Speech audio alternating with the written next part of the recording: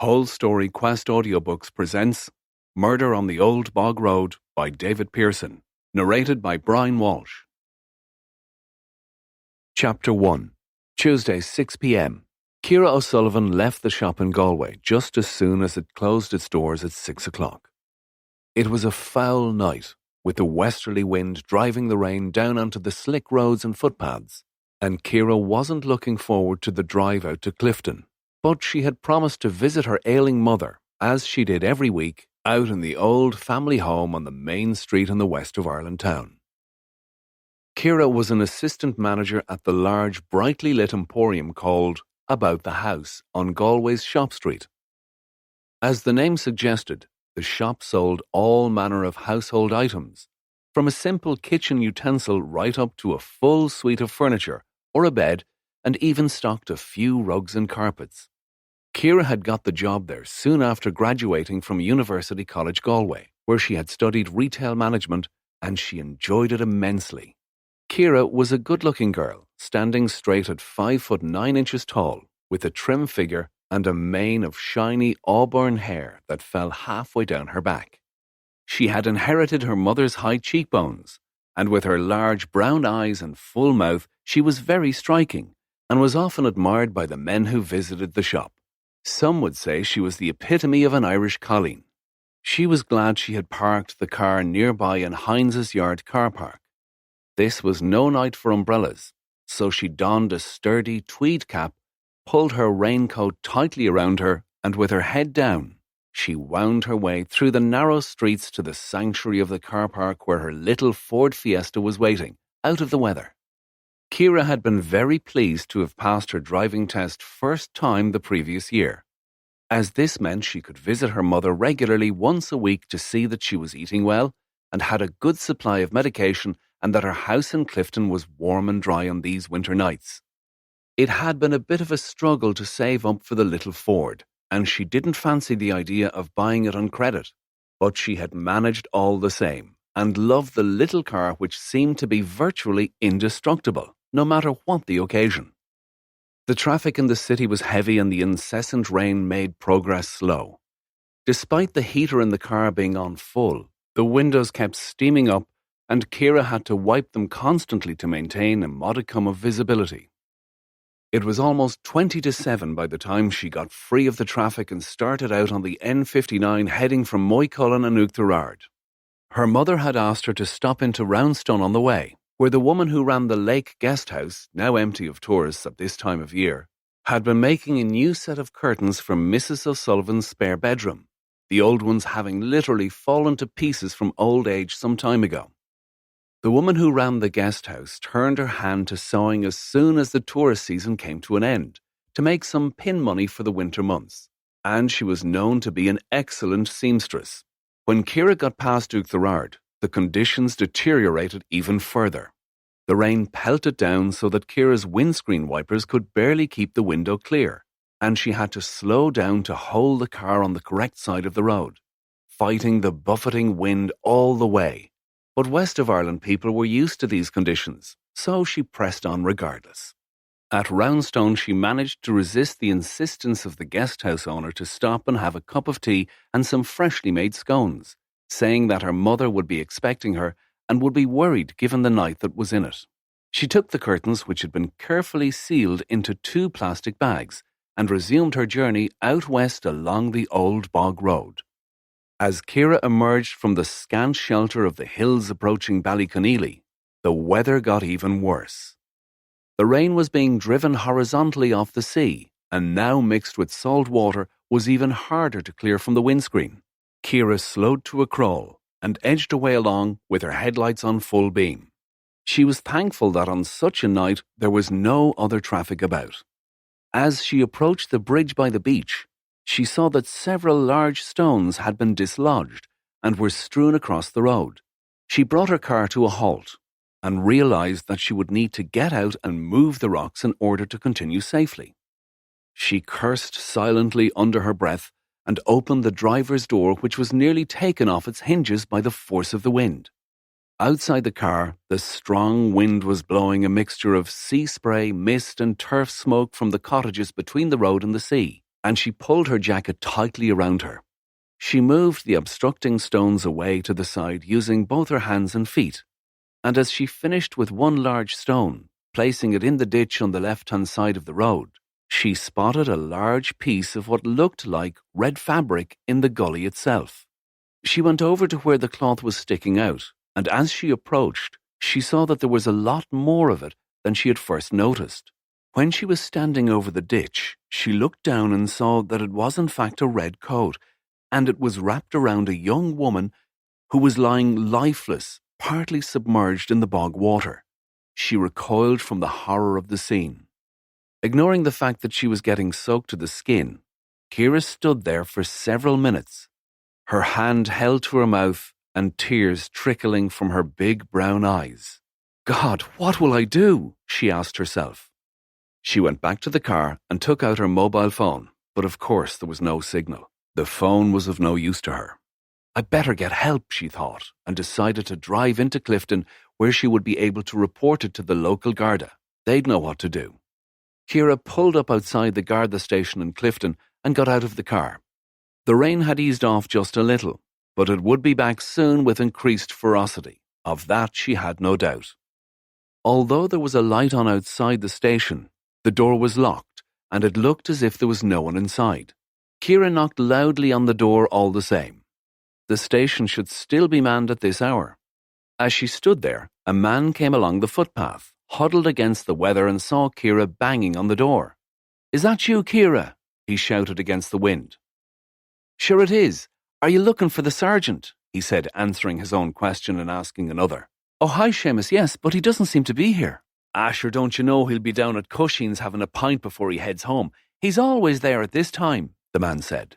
You're right, of course. I'd forgotten his routine. I'll head down there now." "Are you okay, Kira? You look a bit pale," Seamus inquired. "Sure, I'm grand, Seamus. Don't worry. I best be off to see himself. Good night." Chapter 2. Tuesday, 9 p.m. Sergeant Sean Mulholland took a long draw on his third pint of Guinness that evening. He sat alone at a table beside the warm turf fire in Crushing's bar right in the centre of Clifton. He had almost finished reading the paper from cover to cover, and was thinking he'd have just one more pint before going back out into the weather and on home. Mulholland was one of the 11 members of the force attached to Clifton, and was officially known as the member in charge. Since the closure of tens of rural Garda stations in 2011, following the financial meltdown in Ireland, Clifton now covered most of the west of Ireland, from Recess out to beyond Letterfrack, where Westport Garda took over. Roundstone was still officially open, but it was a one-man station, and the Garda there spent most of his time assigned to Clifton in any case, especially if there was something serious going down. Clifton was supposed to have 2 Garda vehicles, but one of these had crashed. So the individual Gardaí used their own cars on an allowance basis and had blue lights and sirens fitted to help them in their work. Mulholland was 58 years old and could have retired on full pension, but being a bachelor and living on his own, he enjoyed the camaraderie that membership of the force afforded him and the small amount of status that this years of service and his rank bestowed upon him. He was well known in the district, and if he wasn't exactly adored by everyone, he was well respected. The lifestyle suited him well enough. Clifton had very little crime, and his time was mostly taken up with the renewal of shotgun licenses for the local farmers who shot rabbit out of the various headlands in the area. He had some other light administrative duties too that kept him busy at the station, completing monthly returns for Galway and managing the rosters for the other Gardaí at the station. Occasionally there had been some break-ins at some of the holiday cottages up along the Skye Road, or out towards Ballyconneely, but the thieves soon tired of that, as these places yielded little of value, and their chances of being caught were fairly high, there essentially being just 3 routes out of the town. The Garda station in Clifton was supposed to stay open from 8 a.m. to 8 p.m. each day, but Mulholland usually shut up shop around 6:30, especially in winter when there was nothing happening. "Sure, they know where to find me if they need me," he would say, referring to his nightly routine of going to Cushing's for 3 or 4 pints and a quiet read of the paper before heading home out the Sky Road to his small, rather damp, and very drab cottage. Cusheen's was one of Clifton's oldest and most traditional pubs. Unlike others in the town, it had been spared the makeover that ran rampant through almost all other pubs during the Celtic Tiger years. It was dark, simple, with a stone-flagged floor, a decent bar, and a good array of comfortable chairs and small tables scattered around, and of course the obligatory turf fire which was most welcome on a night such as this. Crashing through the double doors of the bar, Ciara spotted the sergeant seated at a table near the fire reading the paper. "Sergeant, I need to talk to you, it's urgent," she said, the words spilling out as she struggled to catch her breath. "Christ, Ciara, it's yourself. You look drowned. Sit down there a minute. Can I get you a drink?" "No, I'll not sit. You need to come with me now. See, there's a body on the road," she said, regaining a modicum of composure. "A body, is it? What is it? A sheep or a dog or maybe a donkey?" he said, smiling.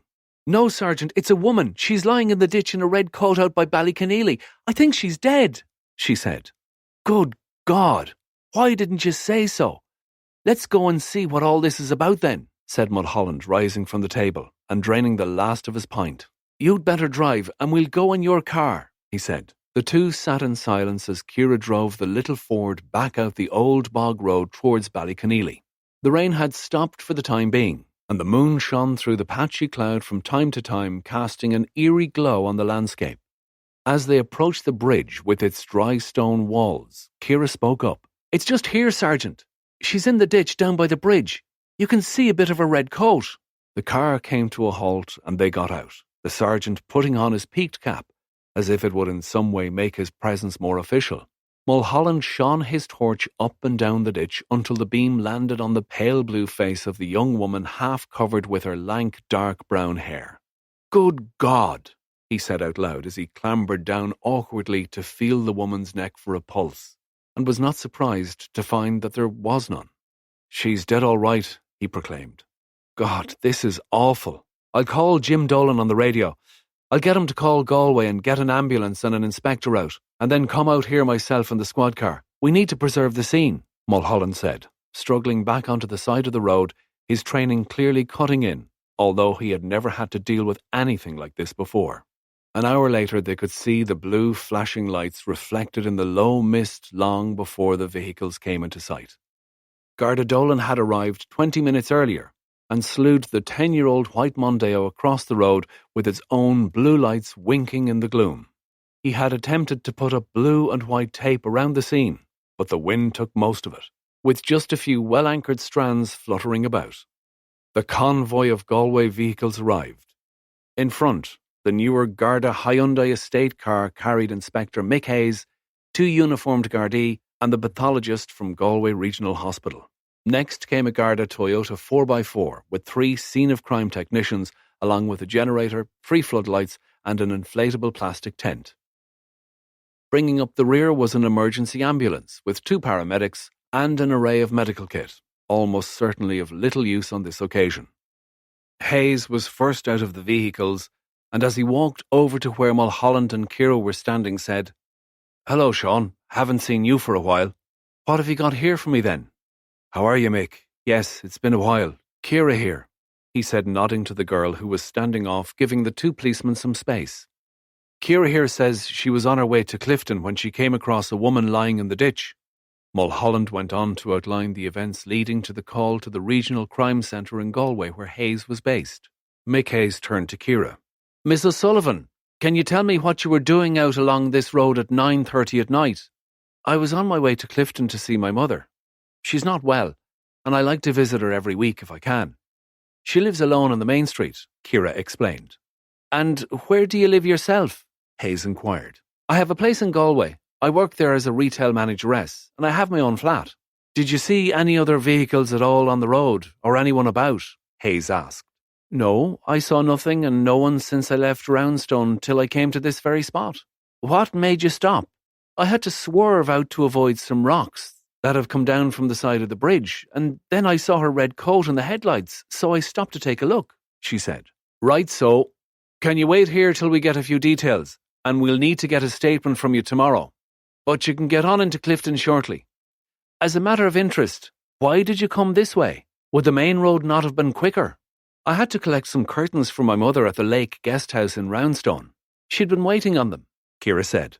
Fair enough. We leave it be for now. Just give your details to Garda Dolan. Then be on your way. Dr. Julian Dodd was a native of Galway, but had taken the post of pathologist at the regional hospital to avoid having to emigrate. It had worked out well, and he was now firmly established in the post and highly regarded by his colleagues for his thoroughness and intuition. Now in his mid-50s, he was a man of some 5 foot 10 inches tall with a mop of curly hair that would have been unruly if he did not have it cut regularly. He had been at a dinner with friends when he got the call to come to Connemara. So he looked a bit out of place in a smart Ralph Lauren polo button-down shirt, tweed jacket and slacks. His shiny black shoes were already muddy and stained from the bog water, but Dodd ignored this as he went about his job with what was approaching enthusiasm.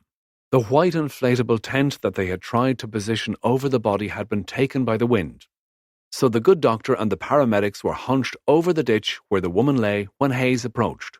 "Well, Doc, what are your first thoughts?" Hayes asked. "Very few for now, Inspector. She's definitely deceased, that's for sure, but beyond that there's not a lot to say yet," he replied rather formally, as was his style.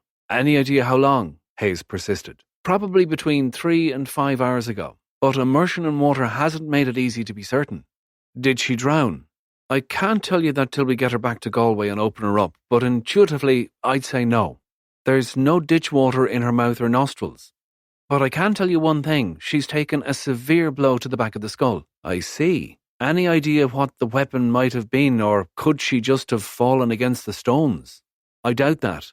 It could have been a rock or a flat instrument of some kind, perhaps a spade. But I'll be better able to tell you more tomorrow when I've had a good look." "No chance she was run over?" Hayes asks. "I don't think so, no. In fact, I'd say definitely not. If I had to guess, I'd say she was whacked from behind with something, then she fell or was pushed down into the ditch. She was probably dead before she hit the water. Get your boys to look for a squarish stone that you could hold in your hand that's been chucked away a bit. You might find the murder weapon close by, but don't quote me. Anyway, that's your job, not mine." "Great, a loose rock around here. Now, where could you find one of those?" "Can we move her yet?" "Yes, you can get her into the ambulance now." Hayes gave them the go-ahead for the woman's body to be put into the ambulance, but asked one of the scene-of-crime officers to search her pockets for any identification before she was taken away. Hayes returned to where Sergeant Mulholland was, talking to the 2 uniformed Gardaí that had come out from Galway. "Sean, can you leave Dolan here for the night on point? Our team will be back in the morning to do a fingertip search of the site. I want to get back to Galway and inform the superintendent. What do you know about Ciara O'Sullivan?" "Oh, she's a grand lass. They are a good family, never in any trouble. Her father died about 5 years ago, and her mother is elderly and a bit poorly. She lives in the town and the girl comes out to see her every week. She has a good job in the city." Okay. We'll get a detailed statement from her tomorrow and take her fingerprints too, and a DNA swab, for the purpose of elimination, as we say." "Surely you don't suspect her, Mick? She's just a slip of a lass," Mulholland said. "She's probably in the clear, but she was the first to find the body, and you know what they say. So let's not take any chances, Sean," Hayes said. As Hayes was talking to the forensic team, an old white van came along the road from the direction of Roundstone and pulled up in front of Jim Dolan's squad car. A man got out and walked over to where Sean Mulholland was leaning against the car.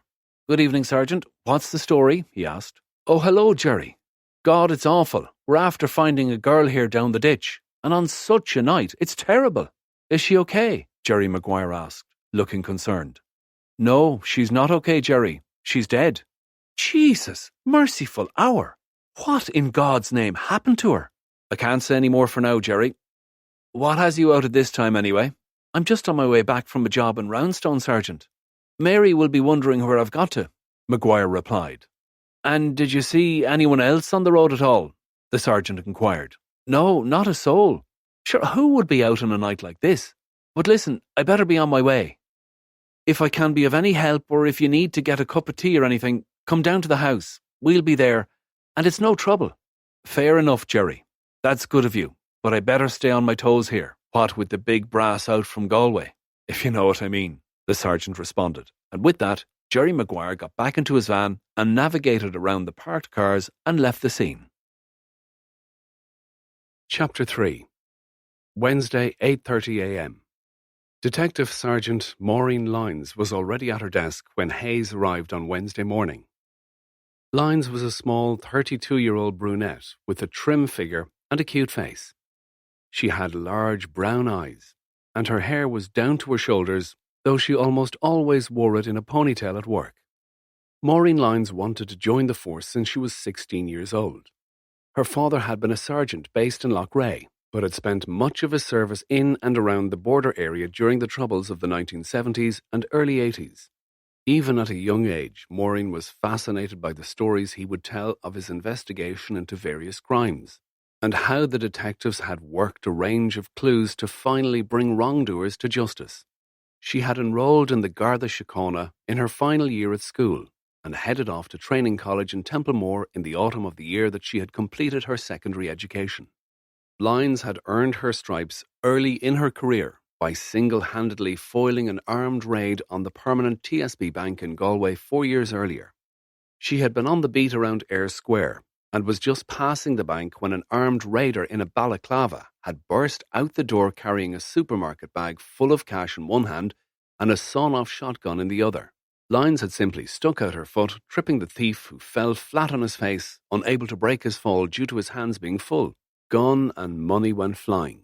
The robber broke his nose and was stunned, bleeding profusely, so Maureen took the opportunity to handcuff him and, of course, arrest him there and then. Talk about being in the right place at the right time.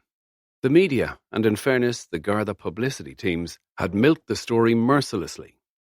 Pocket Rocket Bean Garda foils armed raid, declared the headlines in the Connacht Tribune. In the interviews that followed on radio, TV and for the print media, Maureen had been very understated and modest about her newfound celebrity status. "Sure, I was just doing my job," she would say shyly. Any other member of the force would have done the same, she had said with a twinkle in her big brown eyes. After a decent interval following her heroics, when the media circus had moved on, she was made up to sergeant and invited to join the detective unit, a role that she eagerly accepted. In the 2 years since she started working for Mick Hayes, she had proved her worth over and over. Her sharp instincts and logical mental processes had helped solve many tricky cases, and she was generally well regarded in the unit. "Morning, Maureen. I suppose you heard about the drama last night out Clifton Way?" "Had me up half the bloody night," Hayes grumbled. "Yes, boss, I've been reading the notes." "Do we have any idea who the poor woman is yet?" "Not a clue. No identification, no handbag, no phone. Nada," said Hayes. "We need to set up an incident room straight away. Can you grab a room and get a whiteboard and a few computers, phones and stuff set up? And get Flynn and O'Connor in. We'll have a briefing in an hour. The super is gone nuts. He knows when the press gets hold of it, they'll go to town. You can just see it now. Wild night of murder on the wild Atlantic way," he mimicked, using his hands to draw an imaginary headline. "Still, maybe it's not all bad. You know what they say about publicity. And there are enough gawkers around to make the scene a tourist attraction in its own right," she said. At 9:30 in the Corrib room, Mick Hayes called the briefing to order. He had Maureen Lyons, a detective Garda, Eamon Flynn, and a uniformed Garda, John O'Connor, assigned immediately to the case, and he knew he could get more resources if he needed them as the investigation moved forward. Hayes outlined the events of the previous night in as much detail as he could for the team. A single 10x4 photo of the dead girl taken from where she lay in the ditch had been pinned to the whiteboard, with a large red question mark beside it. The name Ciara O'Sullivan also appeared on the board, but no photo. And that was it. "Our priority is to identify the victim. We need that before we can start looking for a motive or an opportunity," Hayes said. "The post-mortem is at 10:30. I'll need you with me, Maureen. The victim is female, so you can give us the female perspective on things." Maureen bristled slightly at the near sexist remark, but let it go. She knew Mick Hayes wasn't biased against women, either in or out of the force. He was just winding her up ever so slightly. "John, I want you on the computers all day. We need background on the girl that found the body for starters. When she comes in this evening to make a statement, we'll get more. Then do the usual missing persons throw. Include Northern Ireland as well, Hayes instructed. He then turned his attention to Detective Flynn. Can you get over to forensics? I want to know the moment they find anything of interest out of the scene. Stay close for the day and call me with anything that comes up. Well, okay, boss, but they're only getting started. It could be a while before they have anything. That's why I'm sending you over there, Eamon, to give them a kick up the arse. Mick Hayes didn't like post-mortems much. The smell, the apparent disregard for the dignity of a body that a couple of days ago had been a vibrant living being bothered him too. And then there was the slightly superior air of the pathologist with a what would you know attitude to deal with. Dodd was quite good at being superior in his own surroundings while trying to impress his obvious ability on the 2 or 3 trainees that invariably attended these morbid affairs. But Hayes had to admit that he was damn good at his job. He had helped to untangle many a knotty problem for the detective over the years they had worked together. The girl was laid out on the slab, with a block under her head, facing upwards as if she was staring blankly at the ceiling. Well, Doc, what have you got for us then? Hayes asked.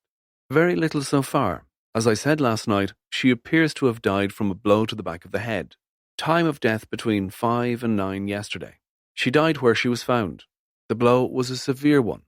From the angle and the severity of it, I'd say she was struck by a man or maybe a tall, strong woman, wielding a stone or a rock. We found tiny slivers of feldspar in the wound, so that rules out a spade. It wasn't frenzied. There was just one single fatal blow, but he intended to kill her.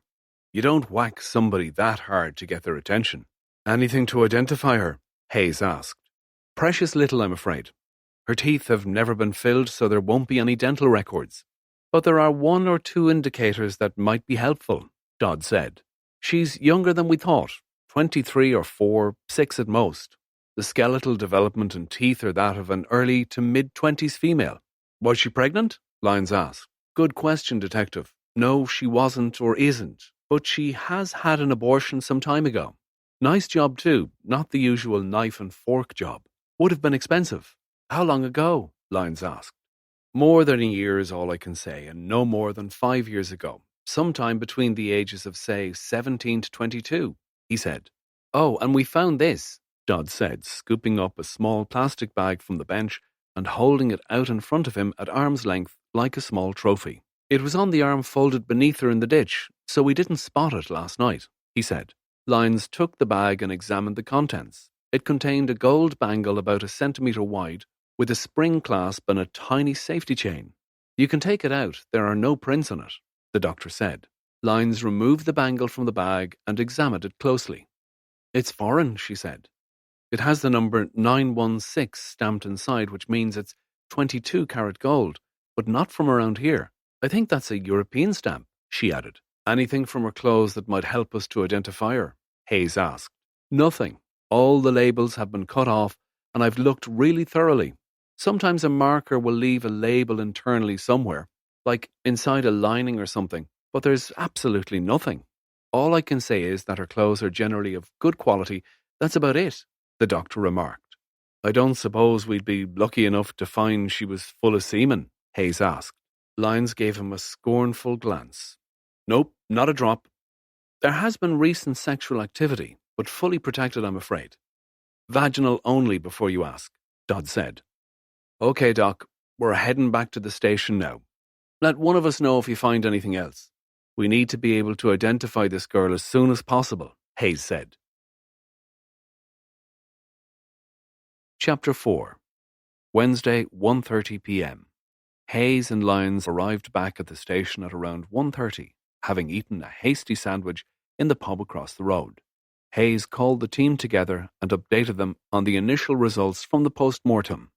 He then asked John O'Connor for any information that he managed to dig up during their absence. Nothing much to report, he said. The girl that found the body seems to be as clean as a whistle. Not even a speeding ticket or a parking fine. Your man Maguire that turned up while we were there has a bit of a previous, but only small stuff. No tax and insurance about 5 years ago, that sort of thing.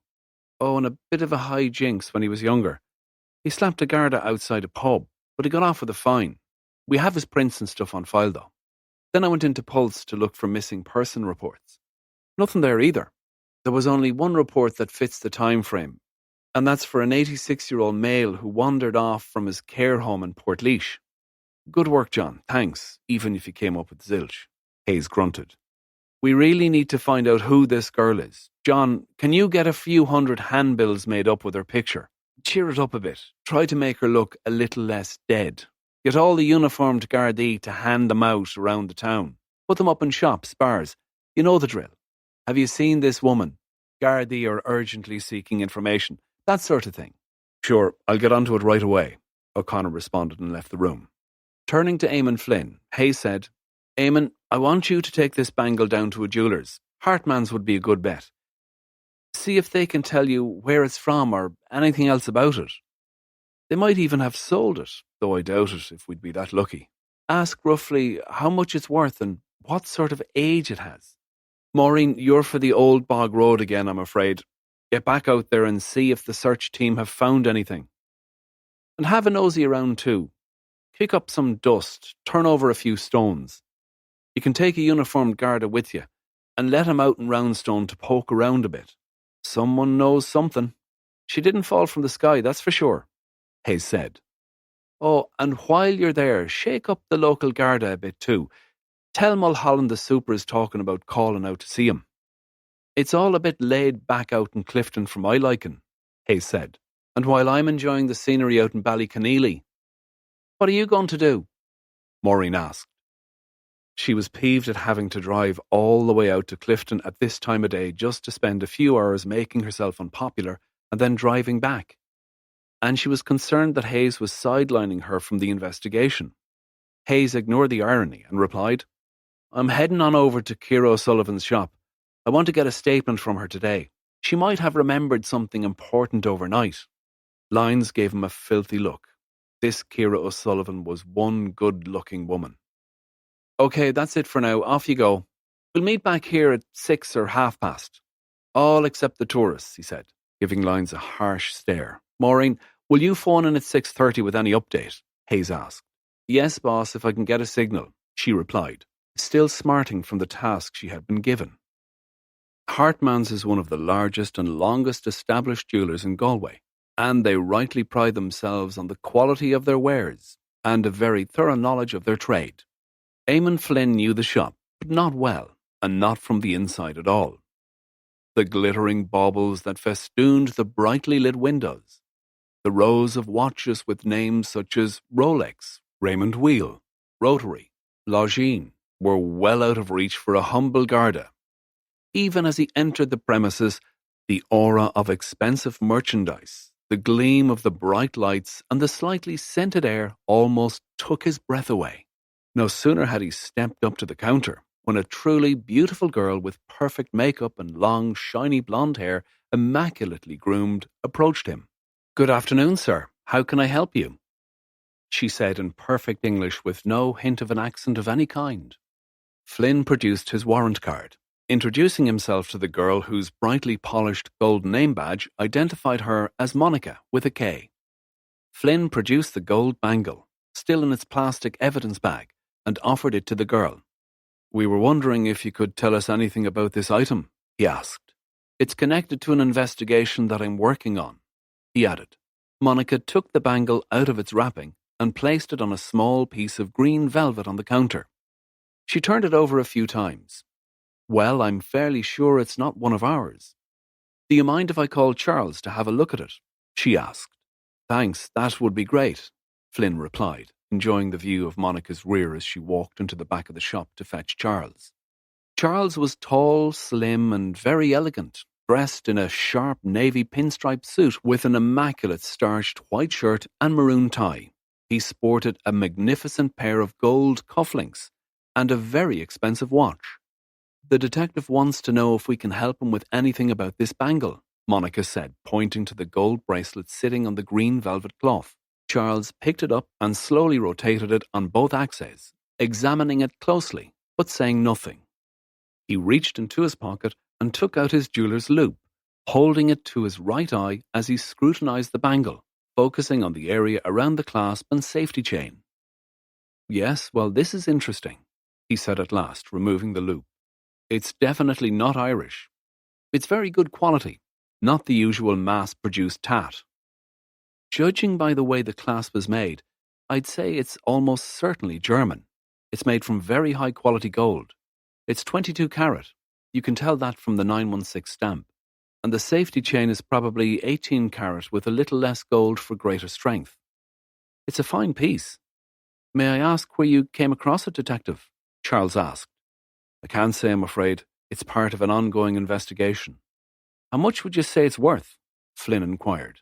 In the order of €700 to €800, when new, I should say. Whoever owns it will miss it. Any idea how old it might be? Not old and not worn every day either. I'd say it was made within the last 5 years or so. The design is quite contemporary, Charles said. Well, thank you both very much for your help, Flynn said, picking up the bangle and putting it back into the evidence bag. As he turned to leave the shop, he stole a final glance at Monica, who was smiling sweetly at him. Hayes strolled from the Garda station on Mill Street to the centre of town and readily found about the house, brightly lit and full of fashionable homewares on Shop Street. He was no sooner inside the door than he was approached by an assistant who asked how could she help him. He asked to see Miss O'Sullivan and was ushered to a counter with a flask of tea and coffee, milk and sugar, and instructed to help himself while the girl went off to find Kira. A few moments later, Kira appeared, looking a lot better than she had at the side of the road the previous evening. She smiled warmly at Hayes and asked if he would like to talk in her office, which was on the second floor at the back of the display area. Kira O'Sullivan's office was small but perfectly formed with contemporary office furniture and an enormous lamp that was anchored in the corner, but rose on a semicircular arc and was finished in a bowl-like shape with one of those newfangled bulbs that doesn't give out much light but looks retro. Hayes was ushered into a comfortable office chair opposite Kira's cherrywood desk.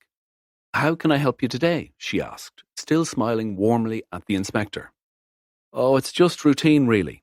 We need to get a formal account of what happened last night when you were on your way out to see your mother. How is she, by the way?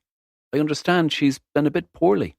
She's not very well, Inspector, but she's not in any pain, and she potters around the house most days, and the neighbours are very kind to her. Winter is hard on old people, though, don't you know? Yes, it is. Well, if you could just go through the events of the night again, I'll write down what you say, and then I'll ask you to sign it if that's okay. Kira recounted the story, much as she had told it on the previous night at the roadside, and Hayes copied down her words as succinctly as he could.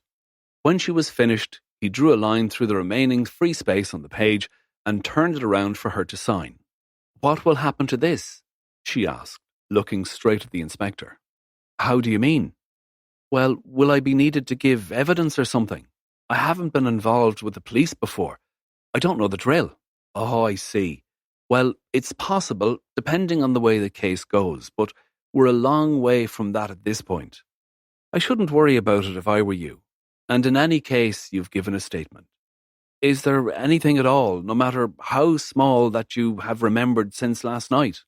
It must have been a terrible shock for you, Hayes reassured her. Yes, it was. I didn't sleep very well, I can tell you. That will pass, trust me. Well, if there's nothing more, I'd better be off. When Hayes got up to leave, Kira came round the desk and they both arrived at the office door at the same time. Hayes couldn't be sure, but he definitely felt her push gently up against him, and her scent filled his nostrils as they both reached for the door handle together. Kira made no move to step back, and there was no embarrassment as he stood back to let her out in front of him. Great shop you have here. You have it really nicely done out. Where did you learn your trade? Hayes asked as they made their way back through the store towards the entrance. I did retail management in UCG. It was a terrific course, and I had 6 months in Liberties in London for work experience, so I stole a few of their ideas, I'm afraid. Well, it seems to be working. Thanks for your time. And he shook hands with her at the shop door and left. The team met back in the incident room at 6:30, all except Maureen Lyons, who would probably still be 50 miles away in or near Clifton. Right, Hayes said, calling the meeting to order. Let's see what we have so far. What do we know about the deceased? Apart from the obvious, her age and appearance, we know she was dressed in good quality clothing, And she had that expensive gold bangle on her arm. She has had an abortion at some stage, but not a backstreet job. And she has been sexually active with a man. So we know that at least one person has been close to her in the recent past, as well as the murderer, of course. Could be the same person. We don't know for now. Dodd said her hair was well groomed by a hairdresser, and what was left of her makeup was expensive stuff too. So this girl was not a pauper. John, any news on the handbills? Hayes asked. They've been printed up and the lads are out putting them up around the place. I've sent some out to Sergeant Mulholland as well, so he can get them circulated in Clifton, Roundstone, Ballyconneely and so on, the young Garda reported. Good stuff. Let's hope we get a response. What about the bangle, Eamon? Flynn recounted the visit to Hartman's, leaving out his views on the lovely Monica. So the girl might possibly be foreign then, although let's not get ahead of ourselves just yet on that one, Hayes said. They were interrupted by the phone ringing, and Hayes walked over to the desk and picked it up. It was Lyons calling from the wilderness. Hayes put the phone on speaker and said, Go ahead, Maureen, we're all ears.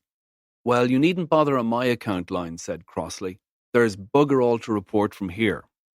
No forensics at all, not even a decent tyre track, just a tiny scratch on one of the stones dislodged from the bridge, but no paint or plastic on it. A complete waste of time. Tell me you have better news there, she said. Not a lot here either, Maureen. We have leaflets with the girl's photo being circulated. Oh, and Eamon reckons the bangle she was wearing is probably German, so she may be foreign, which accounts for the fact that there's no missing persons report. What about the girl? Anything more from Dodd? Asked Lyons. Not much. She ate her last meal of fish and salad at about 3 p.m. She had a couple of glasses of white wine with her meal. There are no tattoos, no external scars or birthmarks, nothing that could help identify her, Hayes said. Okay, well, I'm leaving here now. The techies have packed up. I passed on your good wishes to Sergeant Mulholland. I take it you don't need me any more tonight, boss. No, that's fine. We'll meet at 8:30 tomorrow and plan the day. Thanks, Maureen. Lyons clicked off the phone without saying goodbye and was gone. On the way back to the city in her car, Lyons spent the journey trying to figure out exactly where she stood with Mick Hayes. They got on well most of the time, but she didn't know how much she was really willing to trust her with the more challenging aspects of an investigation. Her father had told her that it took a long time to work up a reliable reputation in Garda Síochána, and while she never really questioned her own ability, she didn't have any idea what the rest of the team really thought of her. When she eventually got home, she had talked herself into a rather glum mood. It didn't last long, though. Relaxing in her cosy apartment, she determined that she would show Hayes and the rest of the team just how competent she could be. Don't let the bastards grind you down, as her father told her regularly. Chapter 5. Wednesday, 11 a.m. The two German hikers had breakfasted well at Eldon's Hotel in Roundstone, where they had stayed the previous night. They had planned their day with as much precision as the weather and their mood would permit. It was a bright, cool, blustery day in Roundstone, ideal for their planned exploration of Inishni, an untamed island just off the coast connected to the village by a rickety bridge and with just a few old cottages dotted around the place. They had then planned to hike into Clifton out along the old bog road. Their guidebook told them that it was 22 kilometres from Roundstone to Clifton, so by leaving Roundstone at 11:30, they could hope to reach Clifton by 5 p.m. just as darkness was falling. They had taken a packed lunch from the hotel, as they were told there was no shop or hostelry available until they reached Ballyconneely itself, by which time they would be famished. The walk was pleasant. They stopped to admire the view looking down over Dog's Bay, with its two horseshoe-shaped beaches of white sand glistening in the morning light. They could see a few sheep grazing on the short grass out on the headland, and the old abandoned caravan site down by the sea.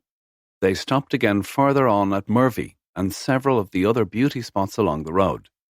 The weather was holding up well, with fluffy cotton wool clouds scurrying across in front of the weak winter sun.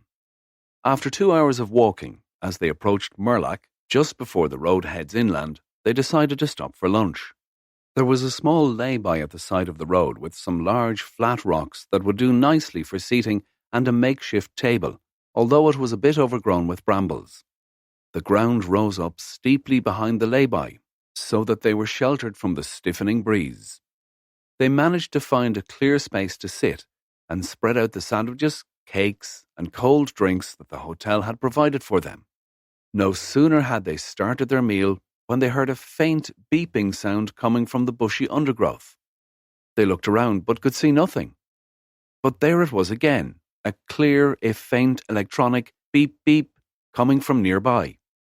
The man was curious by nature, so he took his walking pole and started poking around in the undergrowth near to where he felt the noise was coming from. There it was again, a distinctive beep-beep, a little louder now as he had cleared some of the covering foliage. His girlfriend asked him to stop being so nosy and come back and finish his lunch. But he persisted, and as he knocked back the tangled shrubs and prickly brambles with a stick, he soon found the source of the noise. Lying partly covered by the leaves of a fern, the pale green shape of a Nokia mobile phone was revealed. He reached in, being careful not to snag his hand on the thorns, and gently lifted the little phone out. Low battery was displayed on the small, monochrome LCD screen, and just to make the point, the phone emitted another 2 rather anemic beeps. "Look, I told you there was something. It's a small Nokia that's running out of battery. We must hand it in when we get to Clifton. Perhaps someone is needing it." They finished their meal and tidied away their wrappings and empty drinks cans carefully, and then walked on through the afternoon, passing the Golden Strand at Ballyconneely. The stiff breeze had started to whip up the sea. They walked on into Clifton, arriving very much on time at just after 5 o'clock as darkness was falling. They were booked into the Atlantic Coast Hotel, which they found easily, electing to shower and have an early meal before going to find the police station to hand in the phone. When they had finished their meal, they inquired about the location of the local police station and were told by the hotel receptionist how to get there. When they had noted this down, the receptionist added, "But it's all locked up now for the night. But if you need something, the sergeant will be in Cushing's bar just over the road. He's always there till 8 or 9, she explained. They looked at each other with some curiosity, and the man said, "That's a strange way to run a police station." They found Sergeant Mulholland seated at his usual table, a partly finished pint of Guinness in front of him, reading the paper. "Sergeant, may we have a word, please?" the German man said. "God give me peace," Mulholland said to himself. "What am I now, a feckin' tour guide?" "Of course," he said politely. "What can I do for you?" "We wanted to hand in this mobile phone. We found it at a lay-by the side of the road between here and Roundstone earlier today," he said. "Whereabouts exactly was that then?" Mulholland asked. "I'm not sure, but about 5 kilometres before Ballyconneely, I think, just as the road turns inland for a while, away from the coast. It was in the bushes making a beeping noise because the battery was giving up." "All right, so, well, thanks for handing it in. I'll look after it now," Mulholland said, anxious to get back to his pint. Chapter 6. Thursday, 8:40 a.m. When Hayes arrived at the station the next morning, Maureen Lyons was already at her desk. She was studying Dr. Dodd's report on the victim, noting that he had found no traces of needle marks on the girl's body and no trace of opiates in the stomach contents or blood samples. "How does a respectable girl like that end up dead in a ditch in bloody Connemara?" she said to no one in particular.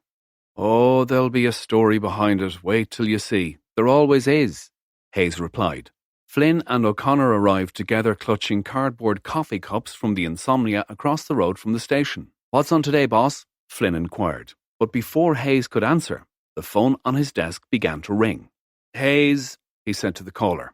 When he had listened for a moment, he shouted, "What? For fuck's sake, Sean, why didn't you call me last night?" He waited a moment for Sean Mulholland's response. "Now listen here, you get that phone into the squad car and turn on your little blue lights and drive like your life depended on it. I want that phone here by 10 o'clock this morning, do you hear? No excuses." He slammed down the receiver. "God give me strength," he sighed to the curious onlookers. It seems a mobile phone was discovered not far from the place the girl's body was found. It was handed into Mulholland last night by 2 German hikers, but he couldn't be arsed to let us know, Hayes said. Anyway, he went on, calming down a little. It may not be connected, but we need to get it here and have the lab go over it. The phone on his desk rang again. This is the front desk, Inspector. There's a man here who wants to see the officer in charge of the missing girl case, the desk sergeant said. Righto, show him into the interview room. I'll be there right away. Maureen, I'll need you with me, he said, nodding his head in the direction of the door. The man in the interview room sat nervously at the table facing the door. Good morning, sir. I believe you're here about the missing girl. Thanks for coming in. What can you tell us? Said Hayes as he took a seat opposite him. The man was in his late 30s or early 40s. He was well-groomed and neatly dressed in a business suit and well-polished black leather shoes. He had a long, thin face and deep blue eyes with a mop of dark hair going a little grey at the temples. His accent was west of Ireland, but not strongly so, and he spoke in a soft, quiet voice. Well, I think I may know her, he said a little shyly. You think, or you do know her? Asked Hayes. Well, it's not such a good photograph, but I think it's her, okay? What happened to her? He asked. Do you know her name? Lyons asked. If it's the girl I'm thinking of, her name is Lisa. That's all I know. I don't have a surname. I think she's Polish, he added. I see. And how do you know her, Mr. Lyons asked. Oh, sorry, yes, I'm Liam O'Flaherty. Well, it's a bit tricky, really. You see, I'm married and, well, you know, his voice trailing off without completing the sentence. No, Mr. O'Flaherty, I'm afraid we don't know. Why don't you tell us? Hayes responded. Well, if it's the same girl, she's kind of like an escort that I visited a few times, but my wife mustn't know. She'd kill me. She's pregnant with her 3rd child and, well, we don't do much anymore, if you know what I mean. Hayes looked at Lyons, who seemed just as surprised as he was by the revelation. I see, and where did you visit the escort girl, Mr. O'Flaherty? Lyons asked. Here in Galway. She has an apartment down by the harbour in one of those new blocks. Where were you on Tuesday afternoon and evening, Mr. O'Flaherty? Hayes said. Tuesday, at work, of course, till about 6, and then I went out to the GAA club in Oranmore for some training till about 8:30. And you'll have witnesses, no doubt? Lyons added. Yes, of course. Why? What has happened? I just came in because I saw the poster in a shop and thought I recognised her. I haven't been with her in ages. I'm not in any trouble, am I? He asked. How did you get in touch with this Lisa, Mr. O'Flaherty? Hayes asked. On the internet. There's a website and she looked really nice, so I called her. Do you happen to have her phone number stored in your phone? Lyons said. You must be joking. Angela, my wife, might have found it. No, I called her from the office. Look, I need to go now, he went on. I'm late for work and they'll be wondering where I've got to.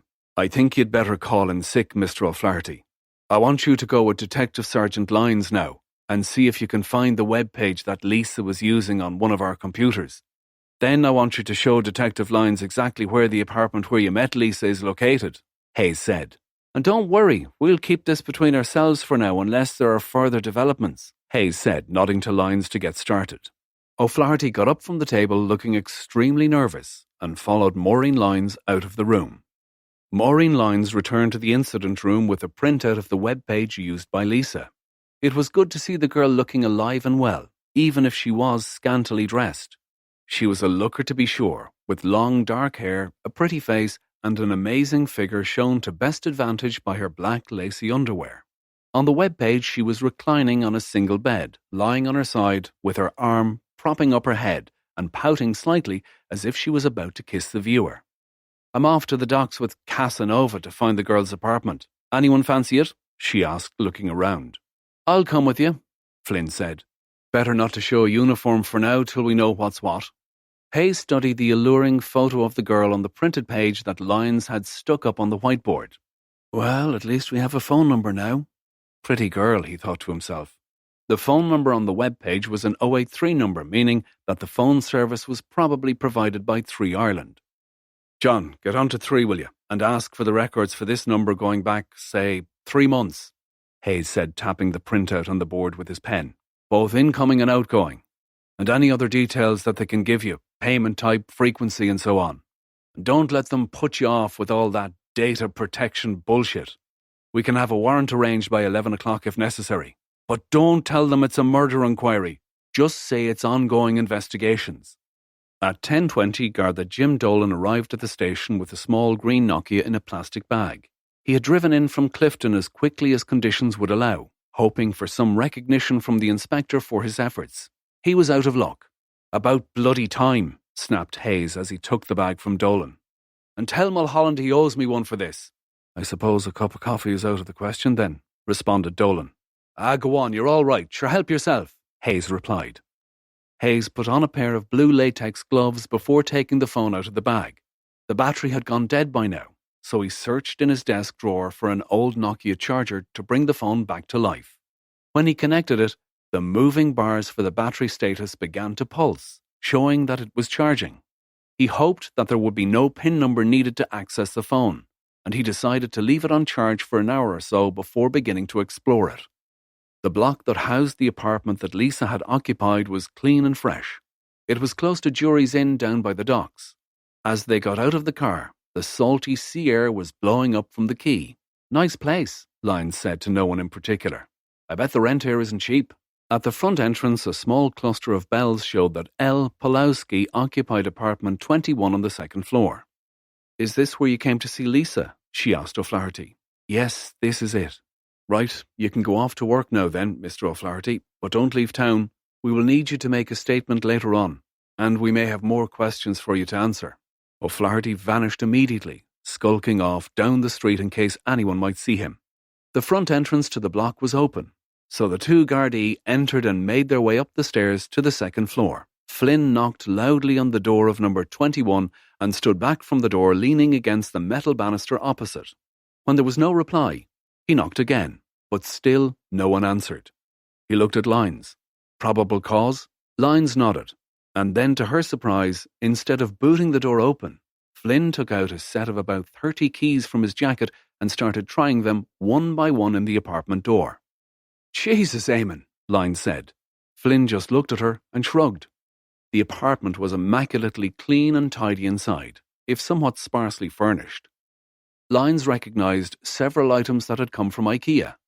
There was a beige sofa opposite the mock fireplace in the living room cum kitchen, a rug on the wood-effect floor, and a small collection of paperbacks on the shelf beside the fireplace. On the shelf there was a head and shoulders photo of the dead girl, happy, smiling for the camera. The apartment had 2 bedrooms. One was cosily furnished with a dresser, bedside locker with a lamp, and a single bed made up with a duvet and a pink floral cover and matching pillow. A small brown teddy bear was relaxing in the bed under the duvet with just its head peeping out. A modern white wardrobe with a full-length mirror on the door completed the picture. The other bedroom was at the back of the apartment block, and although it had a window that looked out onto the courtyard, the room was dark compared to the rest of the flat. By contrast, this room was almost totally bare. There was a 4-foot bed with just a single fitted blue sheet on it, a small nightstand with a cheap lamp and 2 bottles of baby oil and a box of Kleenex. At the far side of the bed there was a round plastic waste paper basket that was about half full of discarded tissues. The room smelled of sex, and it was clear that this was Lisa's workroom where she entertained her clients. "We need to get the lab boys down here to do a thorough sweep of the place. Emphasis on the business bedroom, DNA, fingerprints, hair, anything else they can find," Lyons said. "You wait here till they arrive. I'm going back to check in with Mick," she said to Flynn. Chapter 7. Thursday, 11:30 a.m. The little Nokia was sufficiently charged to allow Hayes to turn it on. Using a new pair of vinyl gloves, he switched it on and heard the familiar Nokia welcome tune.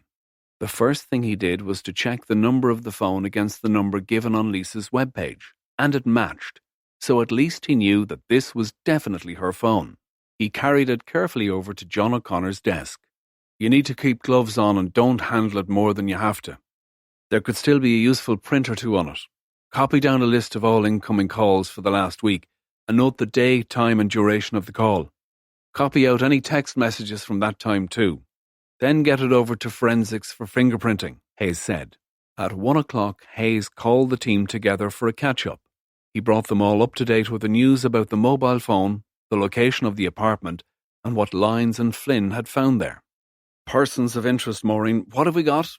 he asked. "Ciara O'Sullivan, who found the body. Not a very likely suspect. And you've already checked her out, boss. Then there's O'Flaherty, probably just a punter. He came to us, but even so, there may be more to it. I'd like to see what else we can find on him. That's about it till we get the details off her phone. Oh, and the website might give us a few more if there's a booking feature on it or an email. The phone rang on Hayes' desk. When he had finished the call, he spoke to the group. That was forensics. They want me down at the apartment. Maureen, let's go. John, keep working on the mobile. See if you can get any names from the numbers of the contact list. We'll be back before 5 for the next briefing, Hayes said.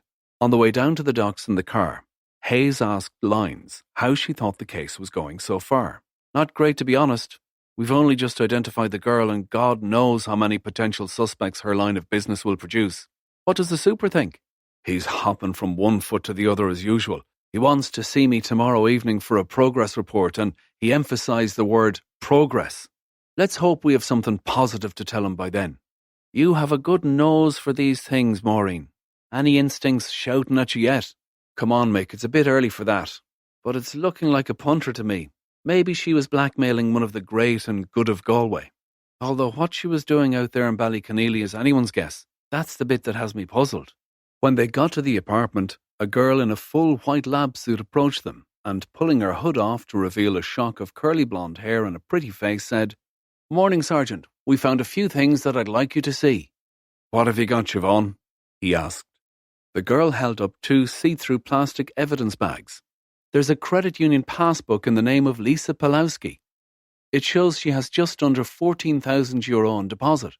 There are regular weekly lodgements into the account of €500 every Friday in cash, she said, handing the first of the 2 bags to Hayes. Then there's this, she said, holding up the other plastic bag. The original little black book. I'll let you examine it yourself. Looks interesting. Oh, and it was well hidden in her knicker drawer, in her own bedroom, the girl added. Well done, Siobhan. That's great. Anything else of interest? The bed in the spare room has been very well used, and the waste paper basket has some interesting specimens, but it will take a day or 2 to get anything useful. I don't envy you that one, said Lyons. Can we take these away with us? Yes, sure. They have all been catalogued and dusted, so they're all yours. Do you want the contents of the bin too when we're done with it? It's okay, thanks. You can keep that, Lyons said, rolling her eyes to heaven. On the way back to the station in the car, Lyons started studying the little black moleskin notebook. It wasn't originally a diary, but Lisa had made it into one by putting the day and date at the top of each page and putting the hours in a neat, clear hand down to the left-hand side. It was marked up in this way for several weeks ahead and seemed to go back about 2 months in time. There were no pages for Sundays, and Lyons noted that there was a whole week missing every 4 weeks or so, reflecting, presumably, the days she was unable to work due to Mother Nature. The working days had initials or first names written in alongside the time. A typical day had 1 or 2 appointments, but some days had 3, spread out from 11 in the morning to 10 at night. 2 or 3 of the names appeared quite regularly, every 10 days or so.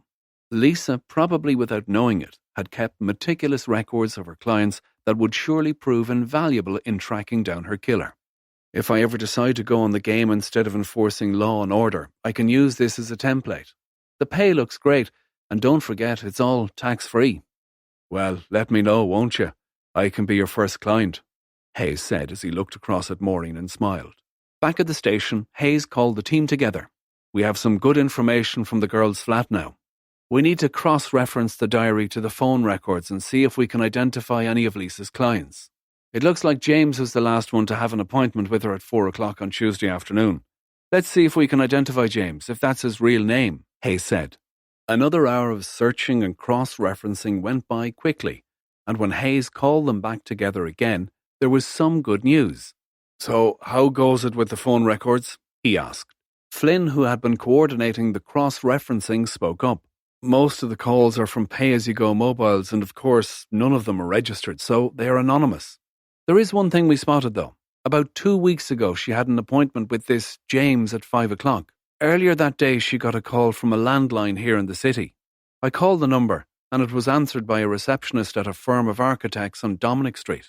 He paused for effect. Well, come on, man, what's the name of these architects then? Hayes said impatiently. They're called McMahon and O'Reilly, and the McMahon in question is one James McMahon.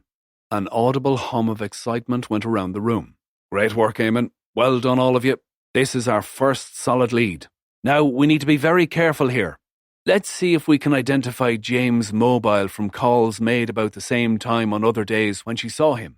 And I don't want any contact with him till we are good and ready. Is that understood? Yes, boss, they echoed in unison.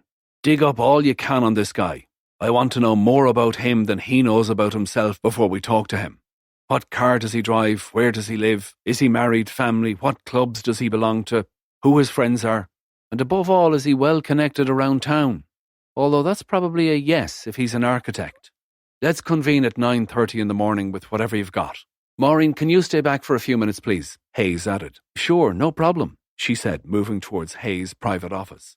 Would you like a coffee? Hayes asked. No, I'm fine, thanks. It only keeps me awake if I have it at this time of day. What's on your mind? You know, I think highly of you. We've worked on some pretty tricky stuff together in the past. I just wanted to get your gut feel for what we're getting into with this Lisa Pulowski thing. I haven't worked on this type of case before, and I don't have a feel for it yet. I know what you mean. It's kind of uncharted waters for me too. But look at it this way. What she was doing was what you might call a high-risk occupation. Now, I know that's not a good reason to whack her over the head with a rock. But in that line of work, there's always a risk of violence. And there's no one around to protect you either, unless you have a pimp, which she doesn't appear to have had. Oh, and another thing, if we find this James is well connected, then we really will have to tread very carefully. In this town, whatever he's done, he's likely to get more sympathy than an Eastern European escort from the powers that be. And what I can't figure out at all is what she was doing out there. It doesn't add up. Someone must have driven her out there, or maybe she drove herself, but in that case, where's the car? Let's see what tomorrow brings, shall we? She said. Are you okay? What? Oh yes, sorry, I'm fine. Just processing what you're saying. Let's watch each other's backs, eh? Of course, any time you want to talk, you know, she added. Ah yes, thanks. See you tomorrow. Hayes dawdled around in the office for a little while longer. He was just about to head home when his phone rang. It was Ciara O'Sullivan. Inspector, I'm glad I caught you. I was on my way home when I saw a small poster in a shop window. It's her, isn't it? The girl I found at Ballyconneely. Yes, that's her. What's up? Well, I think I know her. In fact, I'm sure I do. Her name is Lisa. We were in college together and we ran an event for charity before she stopped attending. I see. How come you didn't tell us this before, Ciara? It could be important. Well, I didn't recognise her in the dark and the condition she was in, but it's her, isn't it? Oh God, this is terrible. Were you in touch with her recently? Hayes asked. No, not for ages. I may as well tell you.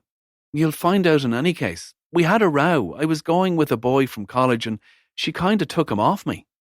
I was pretty upset at the time and I thought he loved me, but I'm over it all now for ages. What was this lad's name? Hayes asked. Brian Leddy. Are you still in touch with him at all? No, he finished college at the same time as me and he went to Australia, I think. I haven't seen him for ages. And there's definitely nothing more you want to tell me, Ciara? No, of course not, she said. Well, okay. You'll have to come in and amend your statement at some stage, and we may need to speak to you again. You're not planning any holidays, are you? No, of course not. When do you want me to come in? She asked. We'll be in touch, Ciara. Oh, okay. If you want to see me, just give me a call. I'll give you my mobile number. She called out her number, which Hayes wrote down on his notepad. After the phone call, Hayes finally left and drove home to his house in Salt Hill.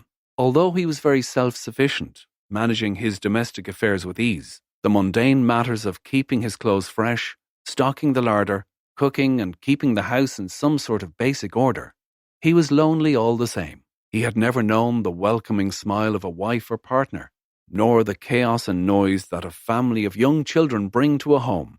Although he convinced himself that he was fine, he knew deep down that his solitary life was missing a lot of potential happiness that sharing can bring. Chapter 8. Friday, 9 a.m. Hayes and Lyons were both in early and had spent some time going over the information on James McMahon. McMahon was a successful architect who had set up practice in Galway some 12 years ago. He had timed it well. Galway was undergoing a mini-boom all of its own, and there were lots of projects involving the refurbishment of old buildings, hotels and pubs, as well as a good number of new-build offices going up. McMahon, together with his junior colleague Brian O'Reilly, had quickly established the practice as the go-to firm for all things architectural. The practice expanded rapidly and now employed 12 people, a mixture of draftsmen, quantity surveyors and junior architects, as well as a compliance officer and, of course, the inevitable pretty 23-year-old receptionist, and an equally pretty female office manager. McMahon was a native of Athenry. His parents were farmers and machinery contractors and were fairly well heeled. When he had completed his leaving cert, McMahon had been sent off to Bolton Street College in Dublin to learn his trade at the age of 19. During the 4 years he was studying, he stayed with an uncle and aunt in Raheny and pursued a pretty good social life while making sure he came near the top of the class in his exams. Armed with his new qualification, at 23 he moved to England and entered the building trade. He was soon buying fixer-uppers and doing them up, selling them on at a serious profit, which allowed him to amass a goodly amount of precious sterling. Soon after returning to Galway, he had built a very spacious house out by Kilcornan Wood, a few miles outside the city on the road that had later become known as Millionaire's Row. Along the way he married a Galway girl, and between them they had produced 2 children, a boy and a girl. He had also become a leading light in the Galway Lions Club, which allowed him to share some of his considerable fortune with the less well-off, and was also very helpful to him in a business sense. We're going to have to tread very carefully here. This guy is connected. God knows who he's in with. I think we'll run this past the super before we go charging in, Hayes said. Have a look and see if there's any record at all of any interaction with us. Any sign of previous violence towards women in particular. Oh, and check with the UK too. They may have something. Then maybe we'll go and we'll have a wee chat with our friendly architect. Lyons dug around in the Pulse database, but could find nothing at all on McMahon. He appeared to be squeaky clean. She then called a contact that she had in the Met in London and asked her to have a snoop around to see if there was anything there. Hayes returned 20 minutes later, having spoken to the superintendent about James McMahon. He said to go ahead and interview McMahon, but go easy. The super knows him from the lines and says he can be quite prickly, Hayes said. Are you up for it? Sure, no bother. Might as well get fired for upsetting one of the super's mates as anything else. I never really liked this job anyway, she said, smiling at Hayes. The offices of McMahon and O'Reilly, written with a plus sign on an aluminium plate outside the building, were ultra-modern with lots of glass, grey marble and brushed metal on display. The building itself was tall and narrow and occupied 3 floors in a courtyard just off Dominic Street. The front door opened onto a small reception area with a desk and a comfortable-looking black leather sofa packed in between 2 tall indoor plants that looked rather thirsty.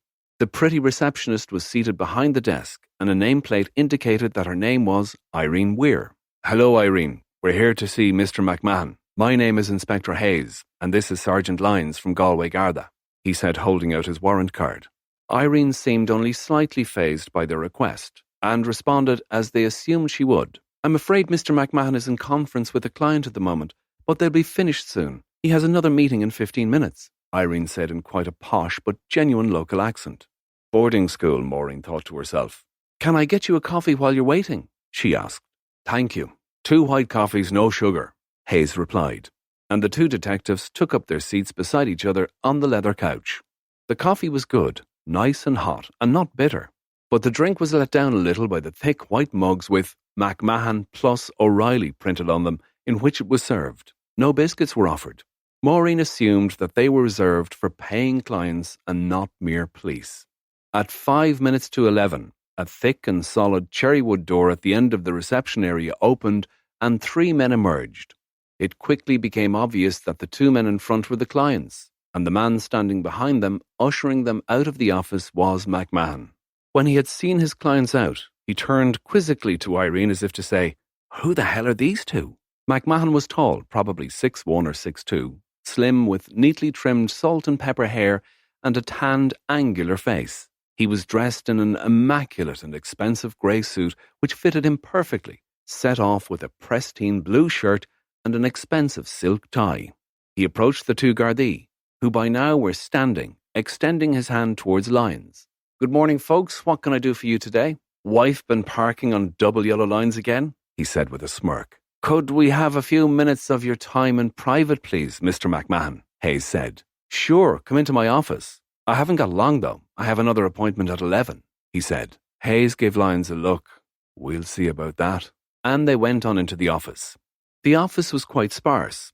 McMahon's desk was a little too large for the room.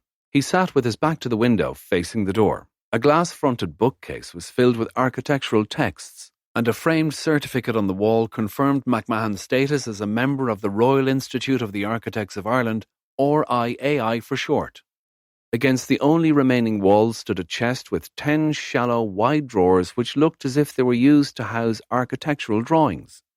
On top of the chest was an old theodolite, all brass and lenses, which presumably was just for decoration. His desk had a photograph of the man himself with a blonde woman of about his own age and 2 small children, maybe 5 and 7. There was a modern telephone, a small stack of trays for papers, and a diary, but no sign of any files or drawings. McMahon gestured to the 2 detectives to sit in front of his desk. Now, what's all this about? McMahon asked. Lyons opened the proceedings.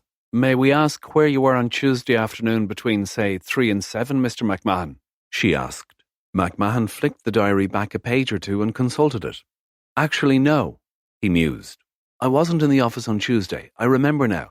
I had to go and see a client at the golf club. We had a meeting at 4:30. And which golf club would that be? Hayes interjected.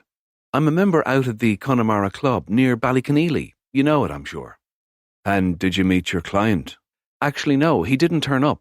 The weather was really bad, lashing rain and wind. In fact, the place was more or less deserted, McMahon responded. So what did you do then? Lyons asked. I had a cup of coffee at the bar, tried to call him, but there was no signal.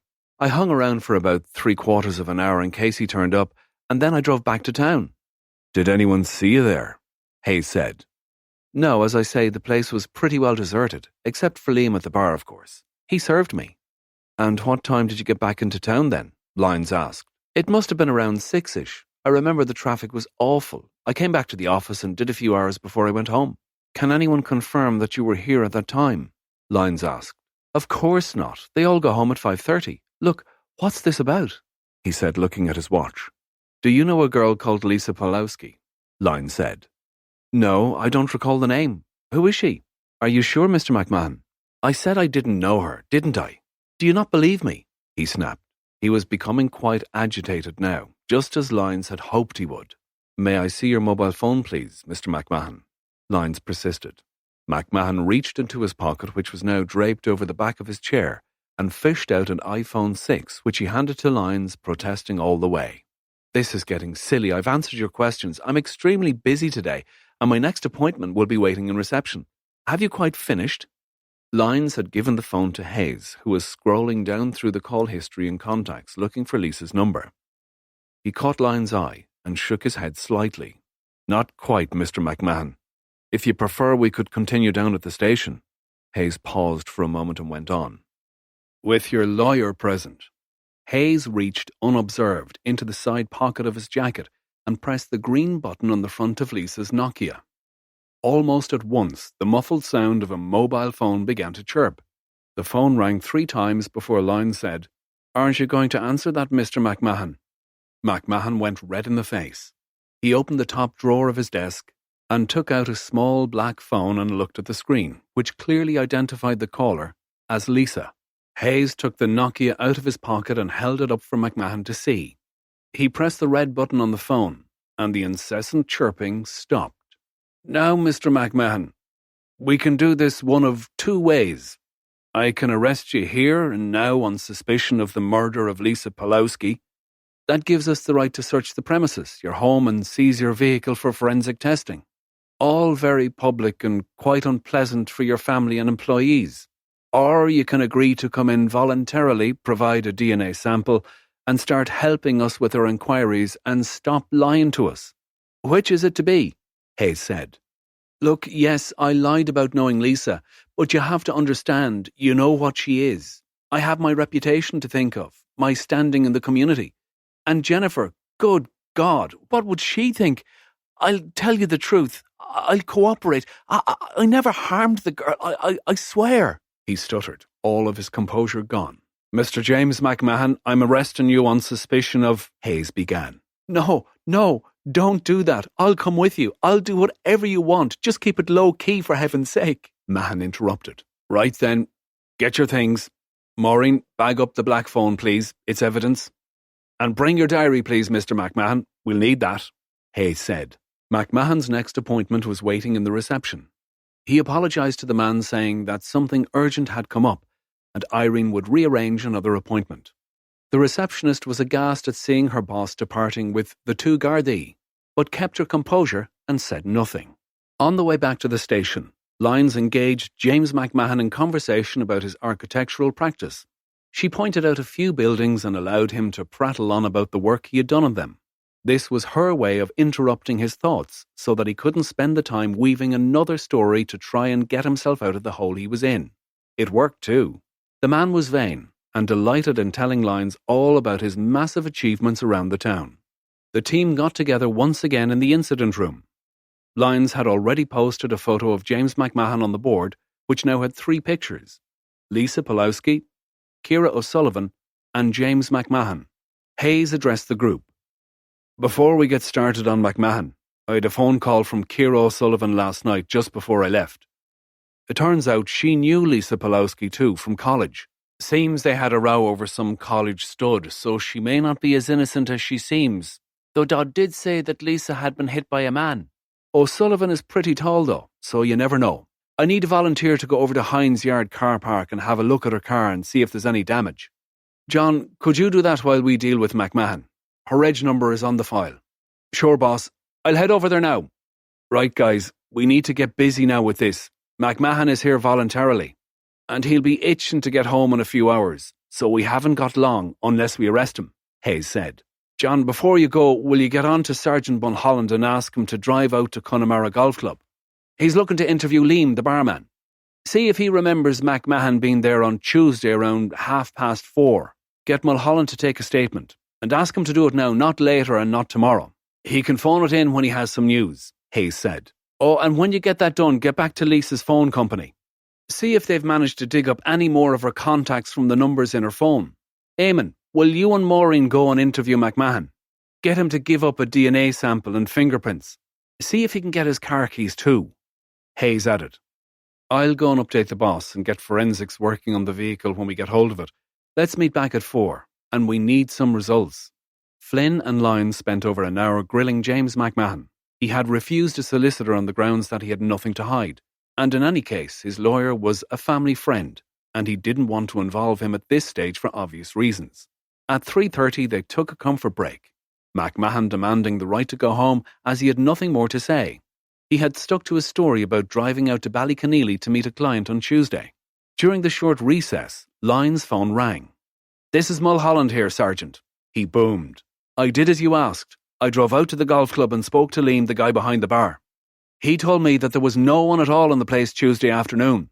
The weather was dreadful, so bad that he locked up at about 3:30 and went home. But he was certain that there had been no one at all in the bar that day, Mulholland reported triumphantly. Thanks, Sergeant, Lyons said, and hurried off to find Hayes with the news. I see, said Hayes. This changes things quite a bit. I'd better come down with you myself now. We may need to charge him. Well, Mr. McMahon, Hayes said, addressing the man in a serious tone. It seems you've been spinning us a right old yarn, so it does. McMahon started to say something, but Hayes held up his palm to silence him before continuing. It appears that you've been telling us a right load of lies about your whereabouts on Tuesday afternoon. You weren't at the golf club in Ballyconneely at all, were you? Hayes demanded. He let the question hang in the air. McMahon looked at him dead in the eyes and waited for a full 30 seconds before replying. Why do you say that? He asked. Look, Mr. McMahon, I don't think you really understand the seriousness of your situation. You have fed us some tall story about where you were when the girl was murdered. You had the opportunity, almost certainly the means, and I can easily guess the motive, Hayes went on. Holding up his forefinger and thumb barely a centimetre apart, Hayes said, I'm just that close to charging you with the murder of Lisa Pulowski, and unless you start telling me the entire truth within the next 5 minutes, that's exactly what I'll do. Another silence. shorter this time. All right. I was with the girl on Tuesday. I went to her apartment at 4 o'clock and spent an hour with her, but I swear when I left she was fit and healthy. You have to believe me, he said in desperation. Wrong, Mr. McMahon. We don't have to believe you at all. And after all the lies you've told us, it's now up to you to prove what you're saying is true, Hayes said. Lines cut in. What happened? Did she threaten to expose you? Did she demand a lot of money? You lost your temper, didn't you? And you whacked her about the head, then put the body in the car and drove it out towards Clifton and dumped it. Isn't that right, Mr. McMahon? No, not at all. We parted on good terms. She even asked me when I would see her again. She wouldn't threaten me. She wasn't like that. Despite her chosen career, she was a nice girl underneath. She had standards. We liked each other. I even brought her a present back from Frankfurt earlier this year. I was over there at an architectural conference. Yes, a gold bangle, Lines said. She was wearing it when we found her. So how come this nice escort girl ended up dead in a ditch 40 miles from home just a few hours after you were with her, Mr. McMahon? Hayes said, getting back on track. I don't know. I don't bloody know. Maybe she had another visitor after I left her. I don't know. Let me tell you this, Mr. McMahon. If we find just one tiny trace of her anywhere in your car, that's it. I'll do you for her murder, Hayes said. McMahon leaned forward and put his head in his hands. After a few moments he said, You will find traces of her, only in the front passenger seat though. I drove her around a bit sometimes, when she had stuff to get, shopping and that. Hayes signalled to Lines that they needed to talk outside in private. Stay put for a moment, we'll be back shortly, he said. Outside in the corridor, Hayes asked Lines, What do you think? Is he our man? You don't think so, do you? Lines replied, I don't know. So he sees a hooker. He's scared to death anyone will find out. He lied to us. But I don't see him killing the girl, do you? Well, when it boils down to it, we haven't got that much on him. And after all, it was he who placed himself in the vicinity with that bullshit about the golf club. He wouldn't have done that if he had dumped her out there. We'll know more when we have had a look at the car. Where did he say he went after he'd been with the girl on Tuesday? Back to the office. Says he got there about 5:30 or 5:45, but by that time everyone had gone home, Hayes replied. Why don't I go back to his office with him and see if I can get the login records from his PC for Tuesday? See if he logged back in when he said he did, Lines asked. Good idea. Then let him go for now. Tell him not to leave Galway. Oh, and tell him we'll be keeping his car for a few days. He can tell the wife it's in the garage. Oh, and Maureen, can you come back here after? There's a few things I'd like to go over with you, he added. Yeah, sure. I'll see you later then. Lines arrived back at the station having escorted McMahon to his office. Hi, boss. It looks as if he may be in the clear. We got the log off his PC and true enough, he logged back in at 5:42 and stayed logged in until after 8. There were a number of emails and documents created in that time, so I don't think he was faking it. Probably genuine, Hayes said. It would be very difficult to set that up as an alibi. After all, he didn't know he was a suspect till this morning, and we have been with him ever since.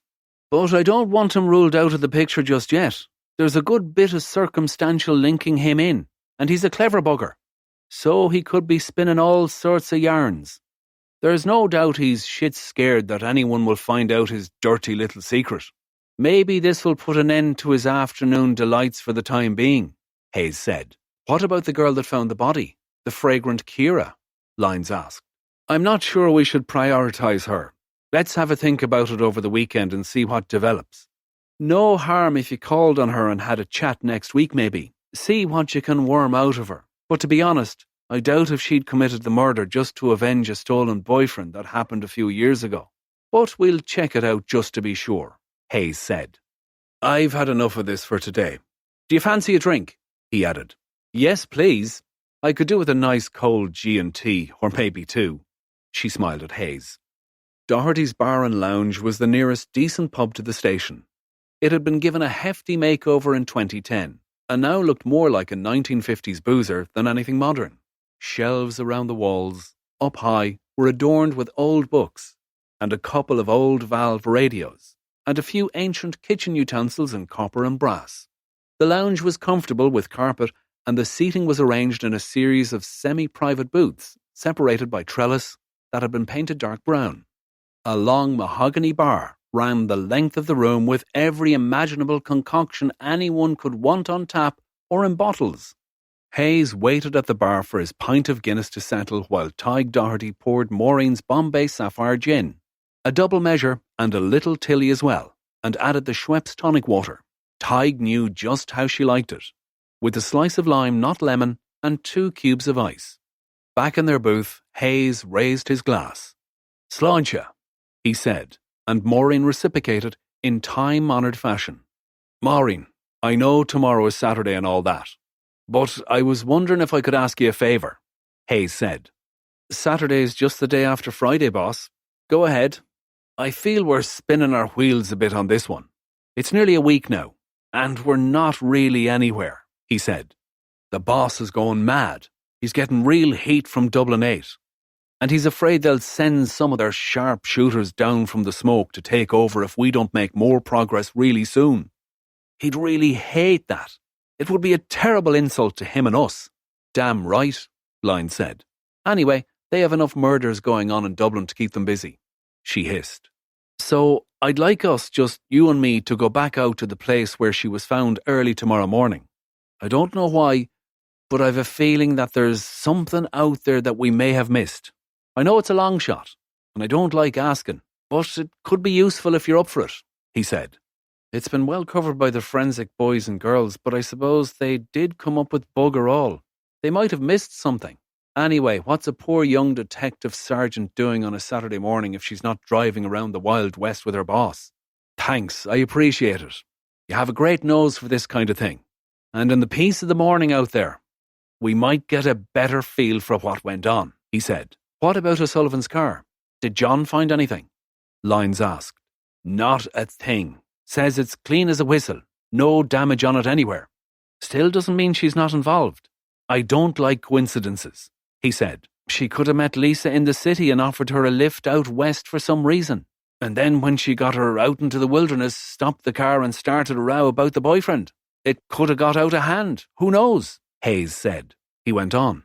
"Remind me to get Dolan to check with the curtain lady tomorrow. If Lisa had been in O'Sullivan's car, she might have seen her, and that would explain why she didn't want to stop for tea and cake. All seems a bit unlikely, but not impossible. Do you think she recognised Lisa the night she was found, if her story is true?" "Possibly. Hard to tell. If you had been there, you would have been able to tell. You're good at that sort of thing," Hayes said. "Maybe you'll have to interview Ciara again then. She's a right looker, isn't she?" Lyons said, watching Hayes carefully for a reaction. "She is that all right. Might be better if you questioned her. Less complicated." "Right you are," Lyons responded, somewhat relieved. "One for the road?" she asked, and catching the eye of Tig O'Doherty, held up her nearly empty glass. Chapter 9. Saturday, 8:30 a.m. Hayes buzzed the bell-marked lines on the outside of the small 2-storey house on Corrib Terrace where Maureen lived. The house was in good order. It looked onto a park and was just a short stroll to the river while being convenient to the city at the same time. She had found the little house soon after arriving in Galway. It belonged to a Garda sergeant from Athenry who had inherited it from his mother and who passed away in the 1990s. He and a few friends had completely gutted the place, which had been stuck well and truly in the 1940s, and totally modernised it. It was now set in 2 one-bedroom flats, and Maureen occupied the upper floor. It had a good-sized bedroom overlooking the park, a kitchen and a living room to the back, and a small bathroom with a shower tucked in between. The door phone crackled to life and Maureen said, "Hi, come up. I'm just about ready." The door buzzed, allowing Hayes into the small hallway and up the stairs to Maureen's door, which she had left ajar for him. Maureen, still in her cotton pyjamas that surprisingly showed off her neat size 10 figure quite well, was at the kitchen counter. "Coffee?" she asked, turning to Hayes with a jar of Nescafe in one hand and a spoon in the other. "Yes, please. 1 spoon and just a splash of milk." "I'm much nearer to being ready than I look," she smiled, handing him a mug of hot coffee that bore the legend, "I love Galway," with the word love represented by a big red heart. Hayes could smell the fragrance of whatever shower gel she had used, and couldn't help but admire the curve of her breasts as she leaned forward to give him the drink. 2 minutes, she said, disappearing into the bedroom. Hayes thought to himself that the view from the back was just as delightful. Did she know the effect she was having on him? Yes, he mused. Women always know. When Maureen emerged from the bedroom, she looked even better than she had done in her pyjamas. She was wearing an extremely well-cut pair of denim jeans that fitted perfectly, a cream polo shirt, and had a navy fleece with no sleeves to finish the ensemble. Her hair, usually in a ponytail, was now loose around her head, and her makeup was absolutely perfect, making her look a good 5 years younger than she did at the office. "What?" she said, smiling as she noticed Hayes staring a little. He just smiled back and said nothing. It was a pleasant drive out through Moycullen and Oughterard. The day was brightening up. The 12 pins in the distance looked magnificent in their Paul Henry blue, and the high cotton wool clouds set off against the blue sky completed the picture postcard scene. In Oughterard, some of the houses already had their fires going, and the blue, sweet-smelling smoke of burning turf rose vertically from several chimneys. The town was beginning to stir, but traffic was light. They crossed the bridge and drove out past the now-closed McSweeney's Hotel, along the banks of the fast-flowing river that ran beside the road, before it rose up out of the town onto the top of the peat bog. When they had cleared Oughterard, Hayes said to Maureen, "So, how are you getting on with everything at the station?" "Oh, it's fine. I enjoy the work. Thank God there aren't too many murders in Galway. One a year is enough for any girl. It gets a bit boring sometimes, but that's okay too." "Do you do anything in the evenings these days?" he inquired. "Well, I was thinking of starting Spanish lessons this autumn, but I missed the start date of the course, so I guess I'll have to wait till next year now." "Why Spanish?" "I just love the country. It has so much variety. I don't mean the madness of Ibiza or Magaluf. I did all that shit when I was a teenager. But on the mainland, Madrid, Toledo, Salamanca, even Granada and Seville, all of those places are so beautiful and steeped in history. Would you ever think of living there?" "Nah, it's not for me. I'm a Galway girl through and through. But I'd love to spend the winter months touring around that part of Spain north of Madrid. Get away from Ireland's miserable weather." "So you won't be joining the Guardia Civil anytime soon then?" he teased. "Not likely. Talking of which, have you thought about going forward for inspector at all?" "It's too soon. You have to be an old fogey to be an inspector in Galway," she said, nudging his leg in a playful way. "And besides, I like working with you. You treat me well, but there's still that fine line where you are definitely the boss. I like that." "I see. You're a bit of a sub then." "No, I wouldn't say that. I can take charge in all kinds of situations. I can even be quite bossy. But I like knowing you're covering my back if I fuck up. I wouldn't have that if we were of equal rank." "Just make sure you don't fuck up, Sergeant." They laughed out loud together. They turned off the N59 just after recess and meandered into Roundstone, passing the Angler's Return nestled in the little corpse of trees down by the river where the trout fishing went on in season, and on out past the old wooden bridge that led to Inishnee. Roundstone was still asleep as they drove through past the church and the Garda station that was closed on Saturday. They passed Dogs Bay, looking magnificent as ever, with the sun glinting on the snow-white beach and the water a clear crystal blue, glistening in the morning sun. A few stray rabbits bounded about, darting this way and that. The place was deserted at this time of day, and Hayes would have liked to have stopped and walked out along the headland to the point. He loved this place. But they pressed along the old bog road till they reached the little bridge where Lisa Pulowski had been found by Ciara O'Sullivan just a few days earlier. Hayes pulled in and parked about 30 metres short of the spot. "What are you looking for?" Lyons asked. "Anything at all. Follow your nose. Let the scene talk to you." The two detectives walked around the site slowly. Hayes went well off the road into the boggy, rocky heath, where the reeds grew tall and brown, and sheep eked out a meagre meal on the patchy grass. The ground squelched under his feet, and his shoes were starting to let in, making his socks wet. Lyons stayed by the road, walking up and down along the small stones, staring down into the murky brown bog water that formed a semi-stagnant stream all along by the roadside. About 25 feet short of the bridge, she stooped down and put her left hand into the bog water almost up to her elbow. It was slightly brown and a little slimy, but she had seen something all the same, and was determined to retrieve whatever it was. She picked out a small rectangle of soggy cream-coloured cardboard about the size of a cigarette packet. She turned it over in her hand to find she was looking at the stub of a Ryanair boarding card. "Mick," she shouted. "Mick, over here. I've got something." The boarding card yielded a surprising amount of information. The flight was FR 1902 from Krakow, in Poland, to Dublin. The boarding card stated that travel had taken place the day before Lisa Pawlowski had been found dead, and the passenger was one Piotr Pawlowski, who sat in seat 24D on the flight. "Jesus," Hayes exclaimed. "How the hell was this missed?" "Still, well done you, Maureen. I could kiss you," he said. "That could be fun," she said, but the comment appeared to go unnoticed. "Okay, let's have another quick look around in the same area. See if there's anything else. Then we'll head back, and I want the full team in the office for 1 o'clock, Saturday or no Saturday," he said. The team was assembled rather grumpily when Hayes and Lyons got back to the station. "Thanks for coming in on Saturday, folks. You know I wouldn't have asked you if it wasn't important," Hayes said. "Maureen and I drove out to where the girl was found this morning, and Maureen found this in the bottom of the ditch near where the girl's body was found," Hayes said, holding up the small rectangle of cardboard that Lyons had dried out using the car heater on the way back to town. "It's a Ryanair boarding card for one Piotr Pawlowski, who flew to Dublin from Krakow on Monday last," he said. A surprised murmur went around the room. "How did the crime scene guys miss that?" Flynn asked. "Do you think it was there all along?" "Yes, I do. Maureen found it more by instinct than by searching. But we need to get on. This is the first positive lead we've had," Hayes replied. Thanks for being here. This is a free audiobook made with care. While the music plays, give yourself a little kindness. You deserve it.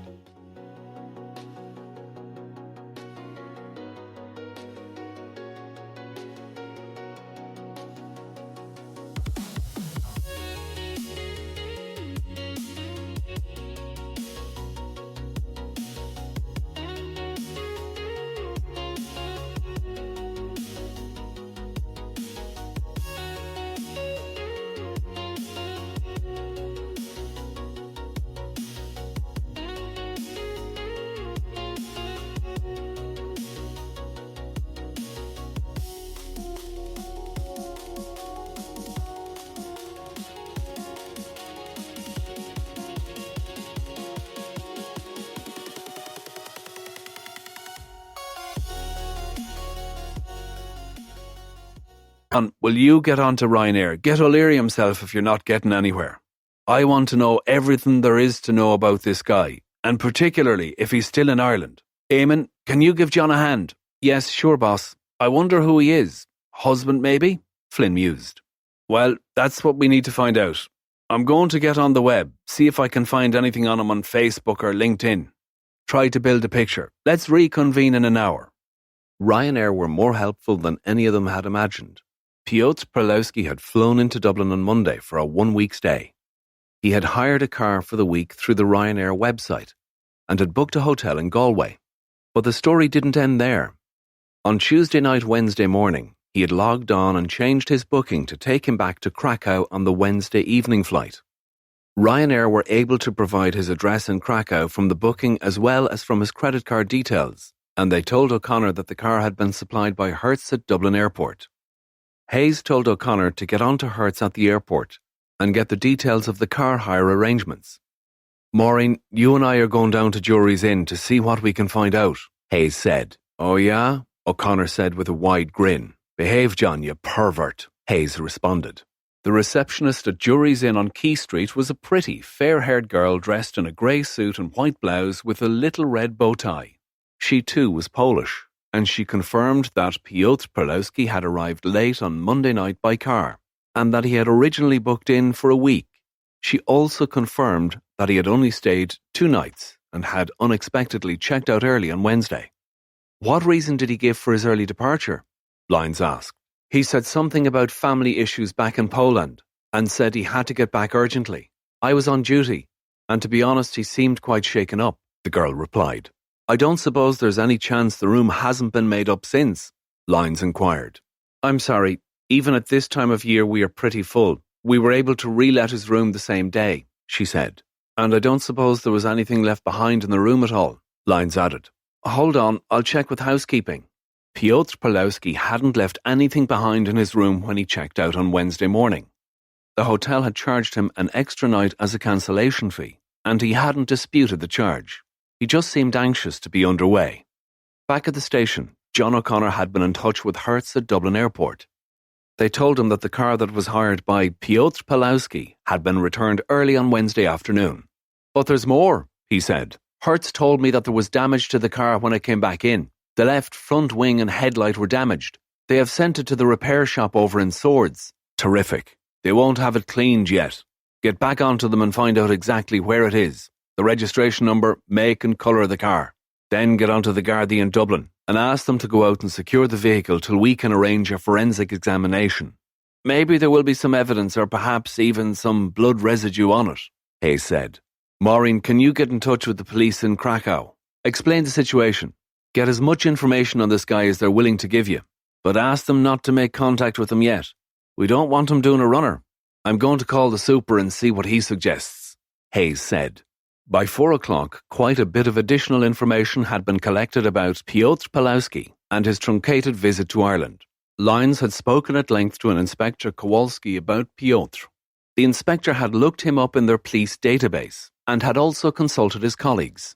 Piotr Pawlowski was aged 27. He was unmarried and lived with his parents in an apartment close to the centre of Krakow. He was one of 4 grown-up children and had 2 sisters, Lisa and Anna, and a brother, Jacob. He had no police record and worked in a local insurance company. He had a driving licence and a passport, and up to recently owned a 12-year-old VW Golf. The family was described as middle class. His father had recently retired from the same insurance company that Piotr now worked for. Piotr's mother was still working as an administrator in the civil service. The joys of the old communist system, Hayes said on hearing the fulsome description provided by the police in Krakow. The car he had hired from Hertz was in a repair shop on the Airside Business Park just up the road from the Hertz office in Swords. Gardaí had been dispatched to secure the vehicle and take it in for forensic examination.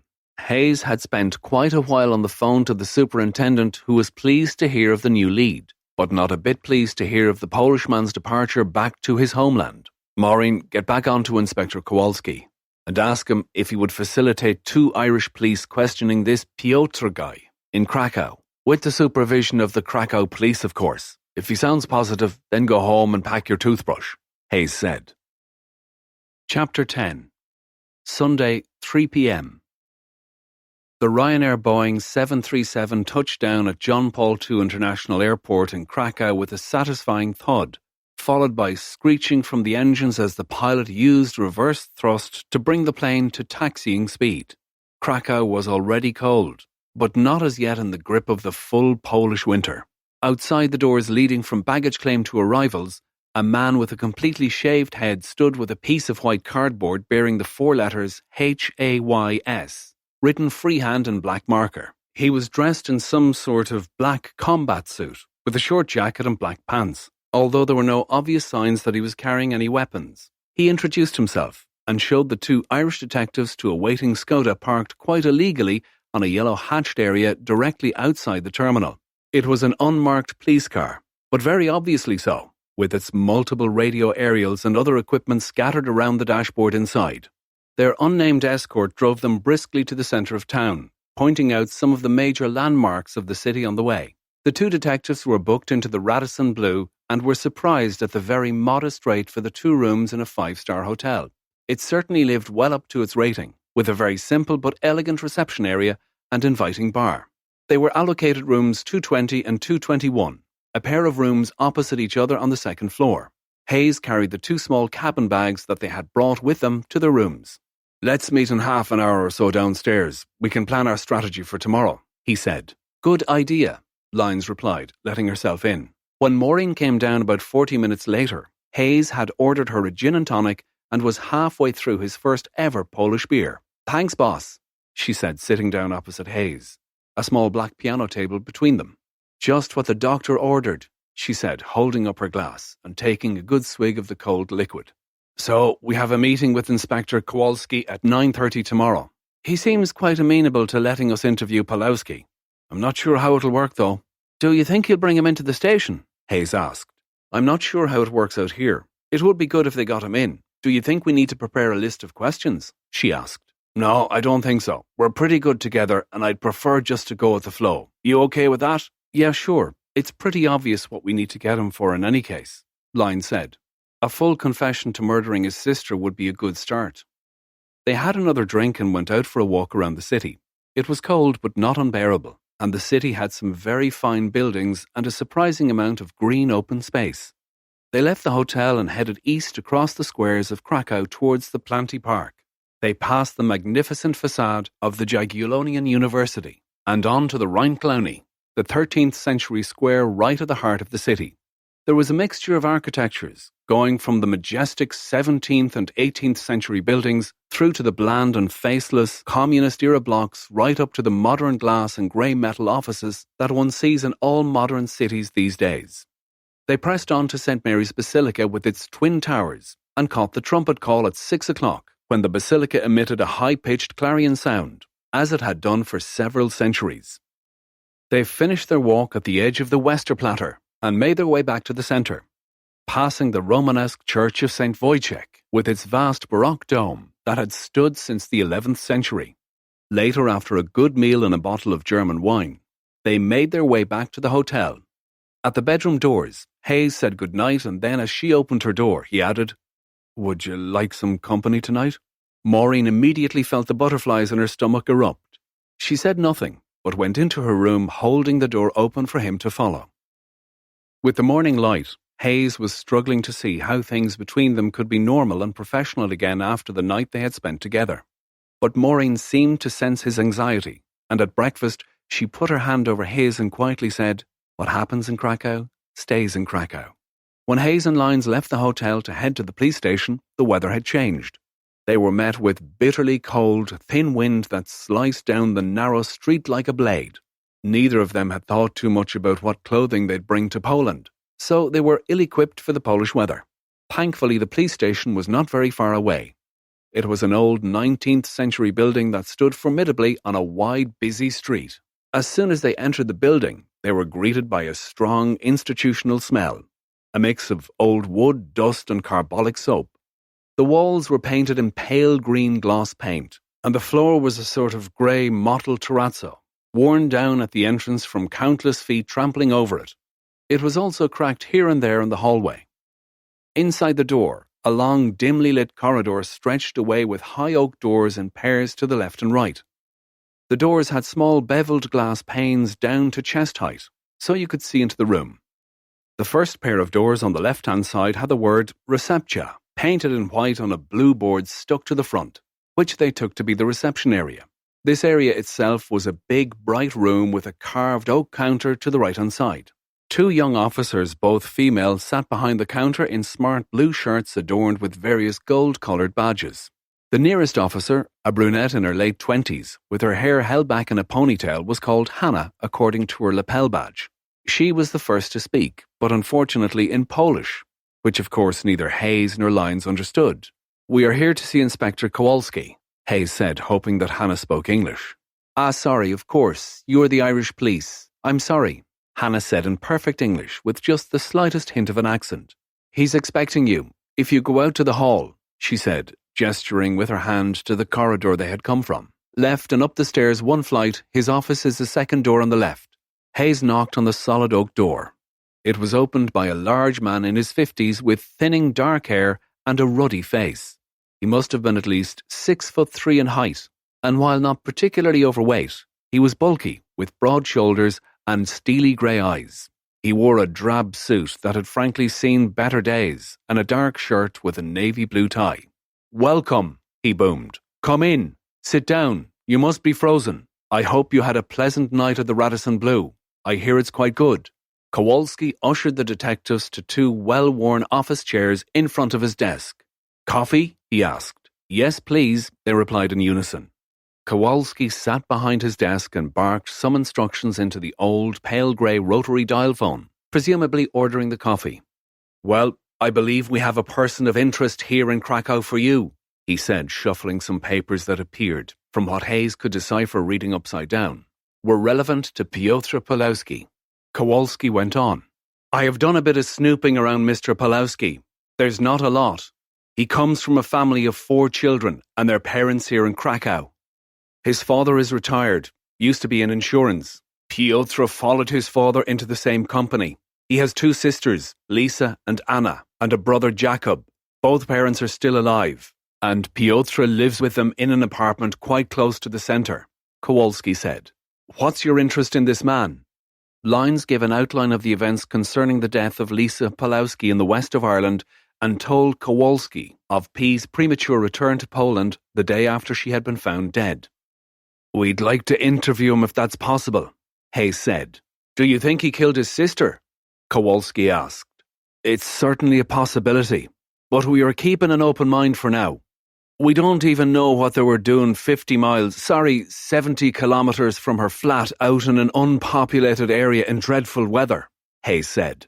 Right, well, I'll have him picked up at once, and you can interview him here with one of my officers as soon as he gets here, he said, reaching again for the telephone. Hayes and Lyons were shown to a small room further down the corridor.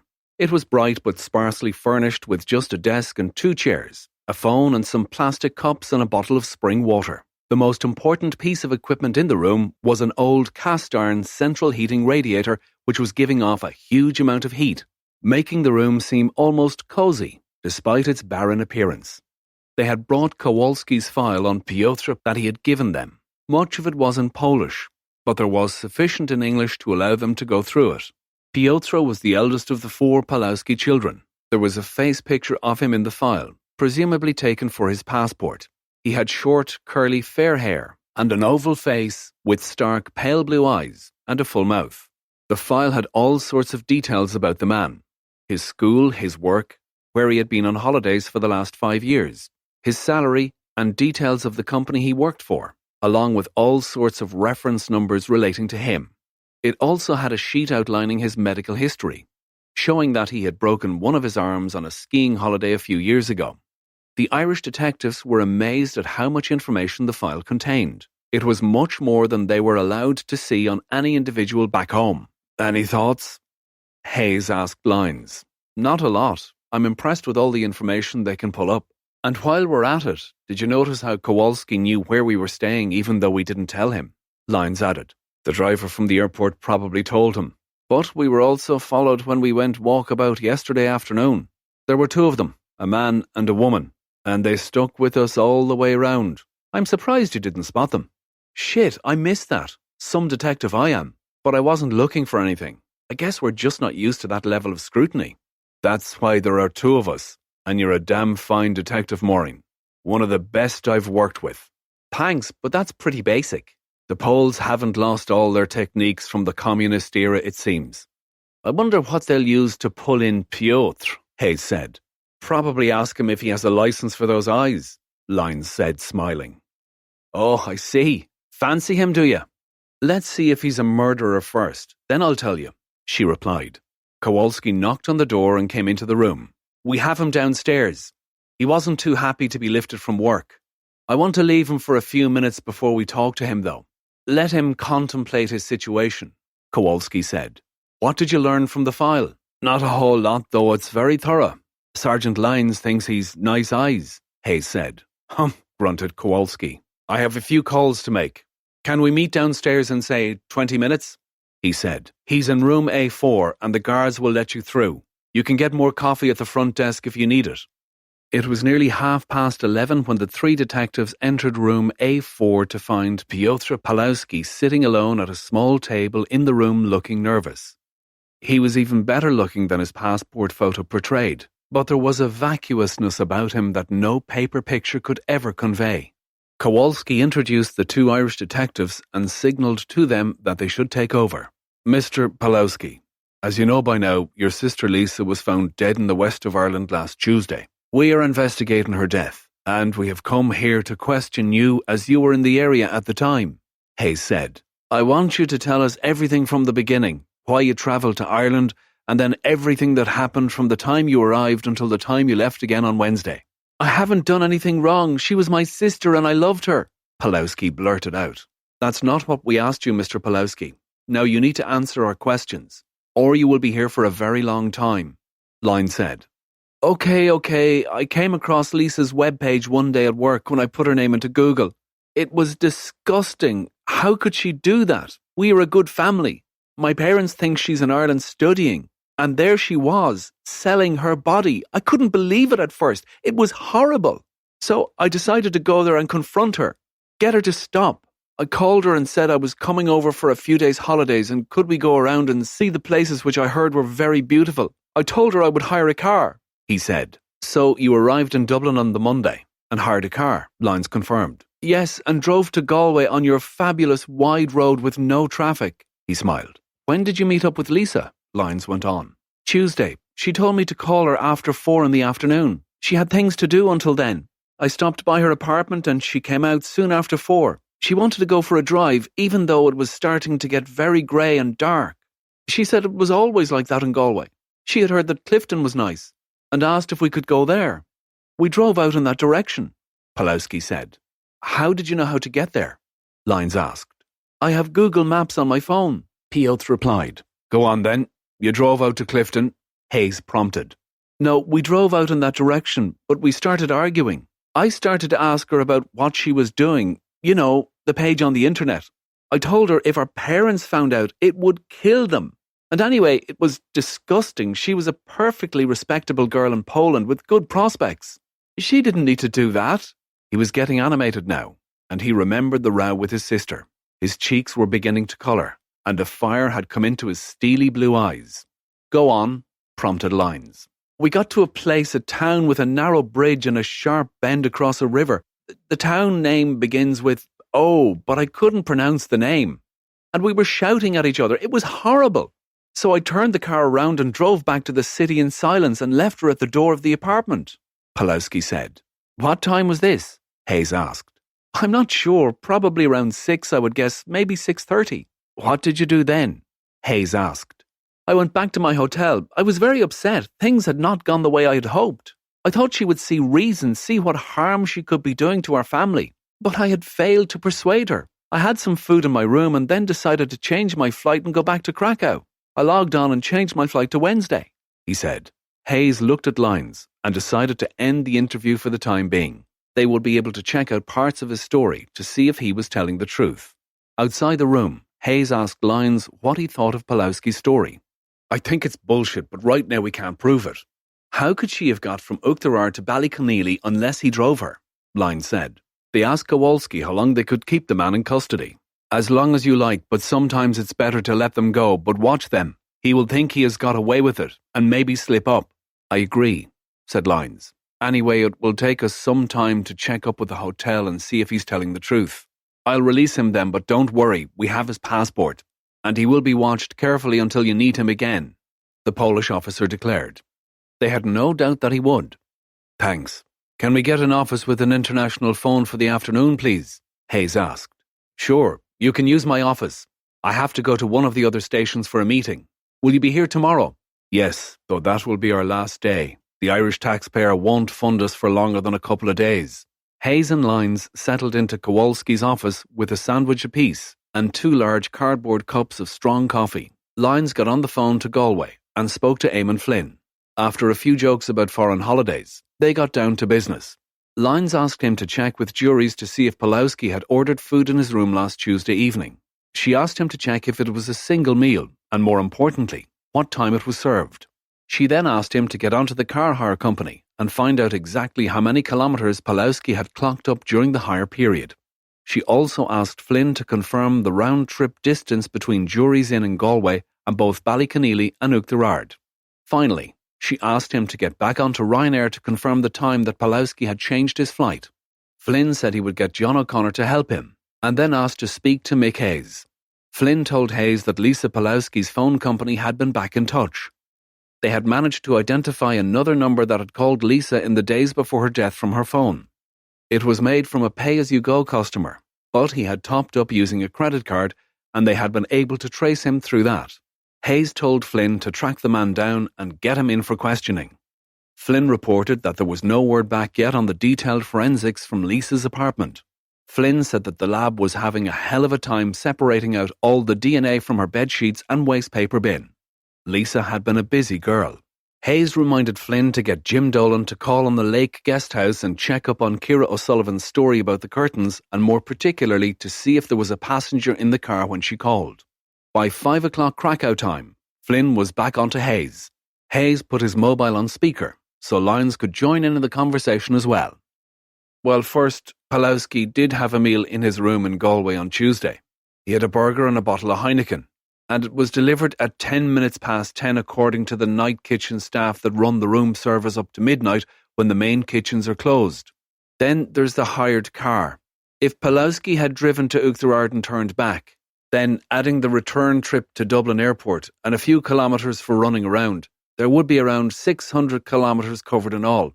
But Hertz confirmed that the car had actually done 720 kilometres, so there's an extra 120 to account for. And yes, you guessed it, that's just about the exact round-trip distance that would have gotten him out to Ballyconneely via Roundstone and back, Flynn reported. That's great work, Eamon, well done. Is there anything on Lisa's other mysterious caller yet? Seems he's a travelling salesman for a paint company in Dublin, out in the Ballymount estate. He has several speeding tickets picked up on the N6. Looks like he comes to Galway once a fortnight on Tuesdays and stays overnight. The Dublin boys are getting him in for a chat. When will you two holidaymakers be back, boss? Flynn asked. Very funny. We leave tomorrow afternoon, but I want another hour or two with the brother before we go anywhere. He's been telling us porkies, Hayes said. Oh, and there's one other thing, boss.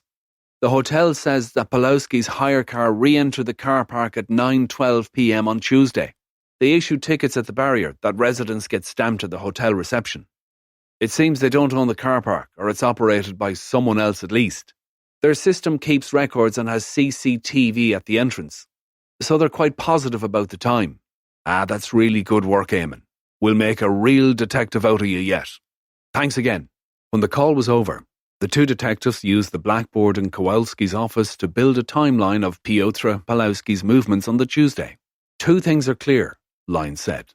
He obviously drove out well past Oughterard with the girl in the car, according to the mileage and the time he got back to the hotel. And the other? Hayes asked. He's lying through his teeth. Kowalski hadn't returned when the two detectives left the police station and walked back through the narrow, windswept streets to their hotel. It hadn't warmed up any, so when they got in, they went straight to the bar and had a large brandy apiece to warm them through. On the way to the rooms, Maureen said that she needed a shower before going out to eat. She got to her door, opened it with the plastic keycard, and turned to Hayes saying, I need some company, and held the door open for him. Chapter 11. Tuesday, 9 a.m. The weather had warmed up a bit overnight, but the cold had given way to a steady and persistent downpour. They borrowed large, colourful umbrellas from the hotel, so by the time they got to the police station, only their feet and the last few inches of their trouser legs were soaked wet. They met Kowalski going into the building. He apologised for the weather, but Lyons assured him that it rained just the same in Galway, and they were both well used to it. They brought the Polish inspector up to date with the information that they had received from Galway the previous afternoon. He's not telling the truth, Inspector, so we need to get him in again and give him a grilling, Lyons said. Okay. Right you are. And if I can suggest maybe one of our less polite interrogators might be helpful to you, Kowalski said. They agreed, not quite knowing how impolite Polish interrogators might be. But they both felt that as there was not much time left, they could do with some help with the man. Piotr Pawlowski was disgruntled at being dragged away from his work 2 days in a row. In the small, stuffy interrogation room, the two Irish detectives were joined by Inspector Kurt Nowak. Nowak was burly, at about 6'2", and weighed in at something over 240 pounds. He looked quite menacing, with his head completely shaved, and 2 days of stubble on his face. A dark tattoo all up along his left forearm completed the picture. He was dressed in black jeans, and a black collarless t-shirt with the word Polizia in white letters front and back. His hands were like small hams, and on 2 of his thick fingers he wore heavy gold rings that almost looked like knuckle dusters. They had all agreed to let Nowak lead the questioning, although it was made clear that Hayes and Lyons were free to join in at any time. They had also agreed to conduct the interview in English throughout. Lyons had her trusty notebook out to record any interesting points that cropped up. Polish police didn't believe in taped interviews. Now Piotr. You know why you were here today, I'm sure. Noack started in a very soft voice. No, I don't. I told these two everything yesterday. This is a waste of time, he grumbled. Noack said nothing and waited a full 30 seconds. Then suddenly, without warning, he slapped his palm down hard on the table and shouted into Pawlowski's face, You little shit! You told them a pack of lies. You expect us to believe your crap? Now, listen carefully, softening his voice again. In about 10 minutes, I'm going to charge you with the murder of your sister Lisa. And then, my friend, you and I are going down to the cell for a little one-on-one. Noack smiled at the thought of it and cracked his knuckles loudly. Then, putting his face about 20 centimeters from the lad, he roared, Tell the fucking truth! Okay, Jesus, take it easy, Pawlowski said. You could see that Noack's threat had got to him. Lyons wasn't totally comfortable with the process, but thought, when in Rome. Pawlowski went on. What I told you yesterday was mostly the truth. I did collect Lisa from her apartment at around 4 o'clock, and we did drive out towards the west. We also had a row, but we drove out well beyond the town with the O name. It was getting dark and the weather was closing in. We started shouting at each other. It was horrible. At one point her mobile phone rang, and when she went to answer it, I lost my temper and grabbed it from her and threw it out the window into the hedge. She was furious. She demanded that I stop the car and go out and look for the phone, but I wouldn't stop. We were out in the wilderness then. The rain was lashing down and it was windy too. She wouldn't stop shouting at me and calling me kutas, prick, and dran, bastard, and shouting kurva. I never heard her talk like that, he reflected. After I threw her phone out, she got worse. She went mad. Then we were passing a narrow point on the road. I think it might have been a little bridge. She grabbed the steering wheel and the car slewed to the left and hit the wall. I backed up the car a bit. It wasn't badly damaged, just a little bashed. And a few stones had come loose from the wall. She got a fright though. She got out and had a look at the damage. I was feeling so shit about her and everything that I locked the doors, turned the car around and drove away, said Piotr, starting to sob quietly. She began banging on the driver's window, shouting at me, Let me in, let me in. But I didn't. I just drove back the way we had come. I was so angry, he sobbed. But she was alive when I left her, I swear, he went on. Lines cut in. So let's get this straight. You put your sister out of the car on a filthy October night in the lashing rain in the middle of nowhere and just drove away? Yes, I was so mad with her. I know I shouldn't have, but I thought it would teach her a lesson. He broke down again. The last time I saw my beautiful sister, she was banging on the car window. My God, it's awful, but I didn't kill her, he said, burying his face in his hands. Okay, we need you to write all this down and sign a statement. Then we will see where we go from here. But if you're still lying, I can tell you it will go very badly for you. You have my personal word on that, Noack said. Back in Kowalski's office, they started to bring the inspector up to date. No need. I heard it all. The room has a listening device, he smiled. What do you make of it? Asked Lyons. Noack is a very experienced interrogator. It was his job since well before the end of communism, and he has questioned hundreds of people who have done much worse than kill an escort girl. He says he thinks the little shit could be telling the truth. He's not certain, but it's definitely a possibility. Unfortunately, we can't use Noack's full range of talents on the boy these days. Too many do-gooders watching us. Do you think we could get him back to Ireland? I'd like to do a reconstruction of a story with him and see how it stacks up, Hayes asked. That could be tricky. He would have to go voluntarily, unless you want to try and extradite him. But that could take months, maybe longer, and quite possibly would not succeed. I'll get Noack to have another word with him in private, and maybe he will volunteer to travel to Ireland. Let's see, Kowalski said. We have to get back to Ireland today. Can you send on Piotr's DNA and fingerprints? Lyons said, handing her Garda business card to Kowalski. And how can we be sure he won't flee the country? Hayes added. Don't worry about that. We'll keep his passport and a close eye on him. He won't get far if he does run. One of our men lives in the same block as he does, so we'll know his every move. The two Irish detectives had no doubt, given what they had witnessed so far, that Piotr Pawlowski would be closely monitored by the Polish police. Hayes and Lyons thanked Kowalski for all his help and support over the 2 days. Well, We are all Europeans now, eh? But just one thing. Next time you come to Krakow, save the Irish taxpayer some money and just book one room. He winked at Maureen and smiled. As luck would have it, it wasn't Jerry Byrne's week for a trip to Galway. The two detectives from Store Street Garda Station in Dublin city centre found his 2-year-old Mondeo in the driveway of his house in a neat but modest estate of semi-detached houses in Temple Ogue. The houses were packed tightly together, allowing for just a small patch of grass to the front alongside the brick driveway. Byrne's grass was well kept, and a very narrow border of flowers had been planted against the fence that divided his plot from next door. The man that opened the door was your archetypal salesman in his mid-40s. He wore a shiny grey suit with a cheap striped tie and well-worn brown shoes. He was a bit overweight and ruddy about the face, probably from too many pints drunk in too many hotel bars up and down the country. The house showed evidence of kids, with cheap plastic toys scattered in the hallway, and family noises coming from deep within. The Store Street detectives had no difficulty getting Byrne to go with them once Galway was mentioned. He was keen to get out of earshot of his wife and told her that Gardaí were looking for some information about one of his customers. When they got back to Store Street, Byrne was shown to an interview room and asked to wait. The two detectives returned a few minutes later with 3 plastic cups and a litre bottle of cold water. Mr. Byrne, we're making inquiries into the sudden death of a girl from Galway, a Miss Lisa Pawlowski. Byrne looked back at them blankly. Do you know this woman? No, I don't think so. Should I?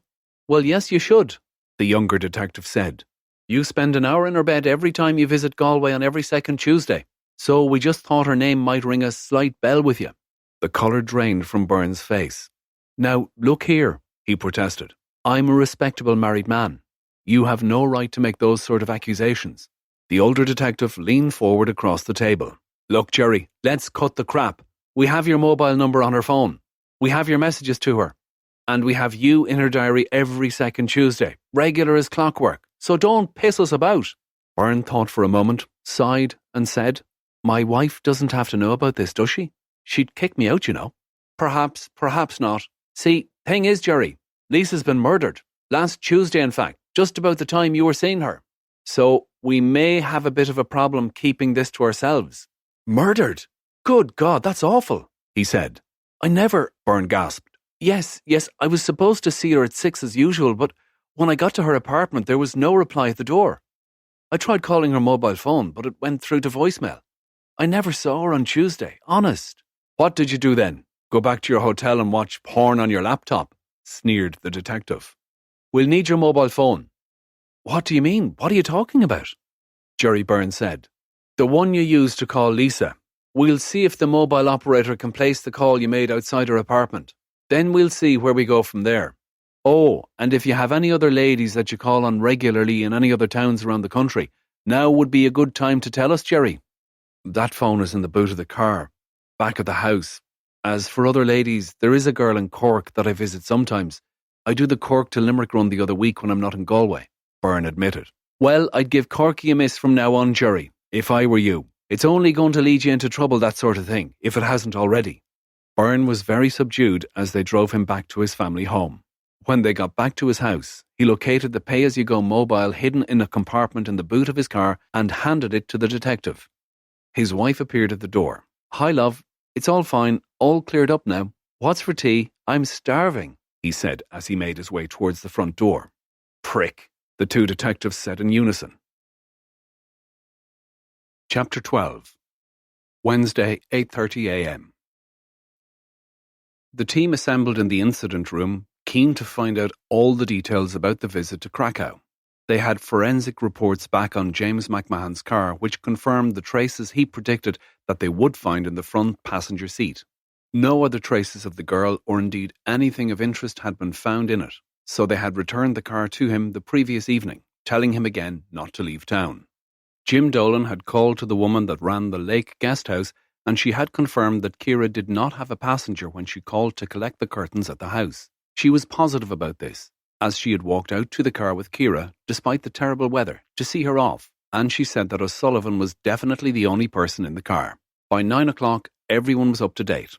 Store Street had emailed through the details of Jerry Byrne's phone, and John O'Connor had been tasked with contacting Meteor to establish where the phone was when Byrne had called Lisa's phone at around 6 o'clock on the evening she'd been killed. Lyons and Hayes withdrew to his office. "The super wants an update from me later on. I thought we might just have a recap on where we think we are before I brief him. Then maybe you could do up a 2-page report to try and keep him at bay, not to mention the Dublin mob," said Hayes. "Yes, sure. Well, let's see exactly what we have so far. As I see it, there are only 2 likely suspects at this stage. There's the brother. He has to be number 1 on the list.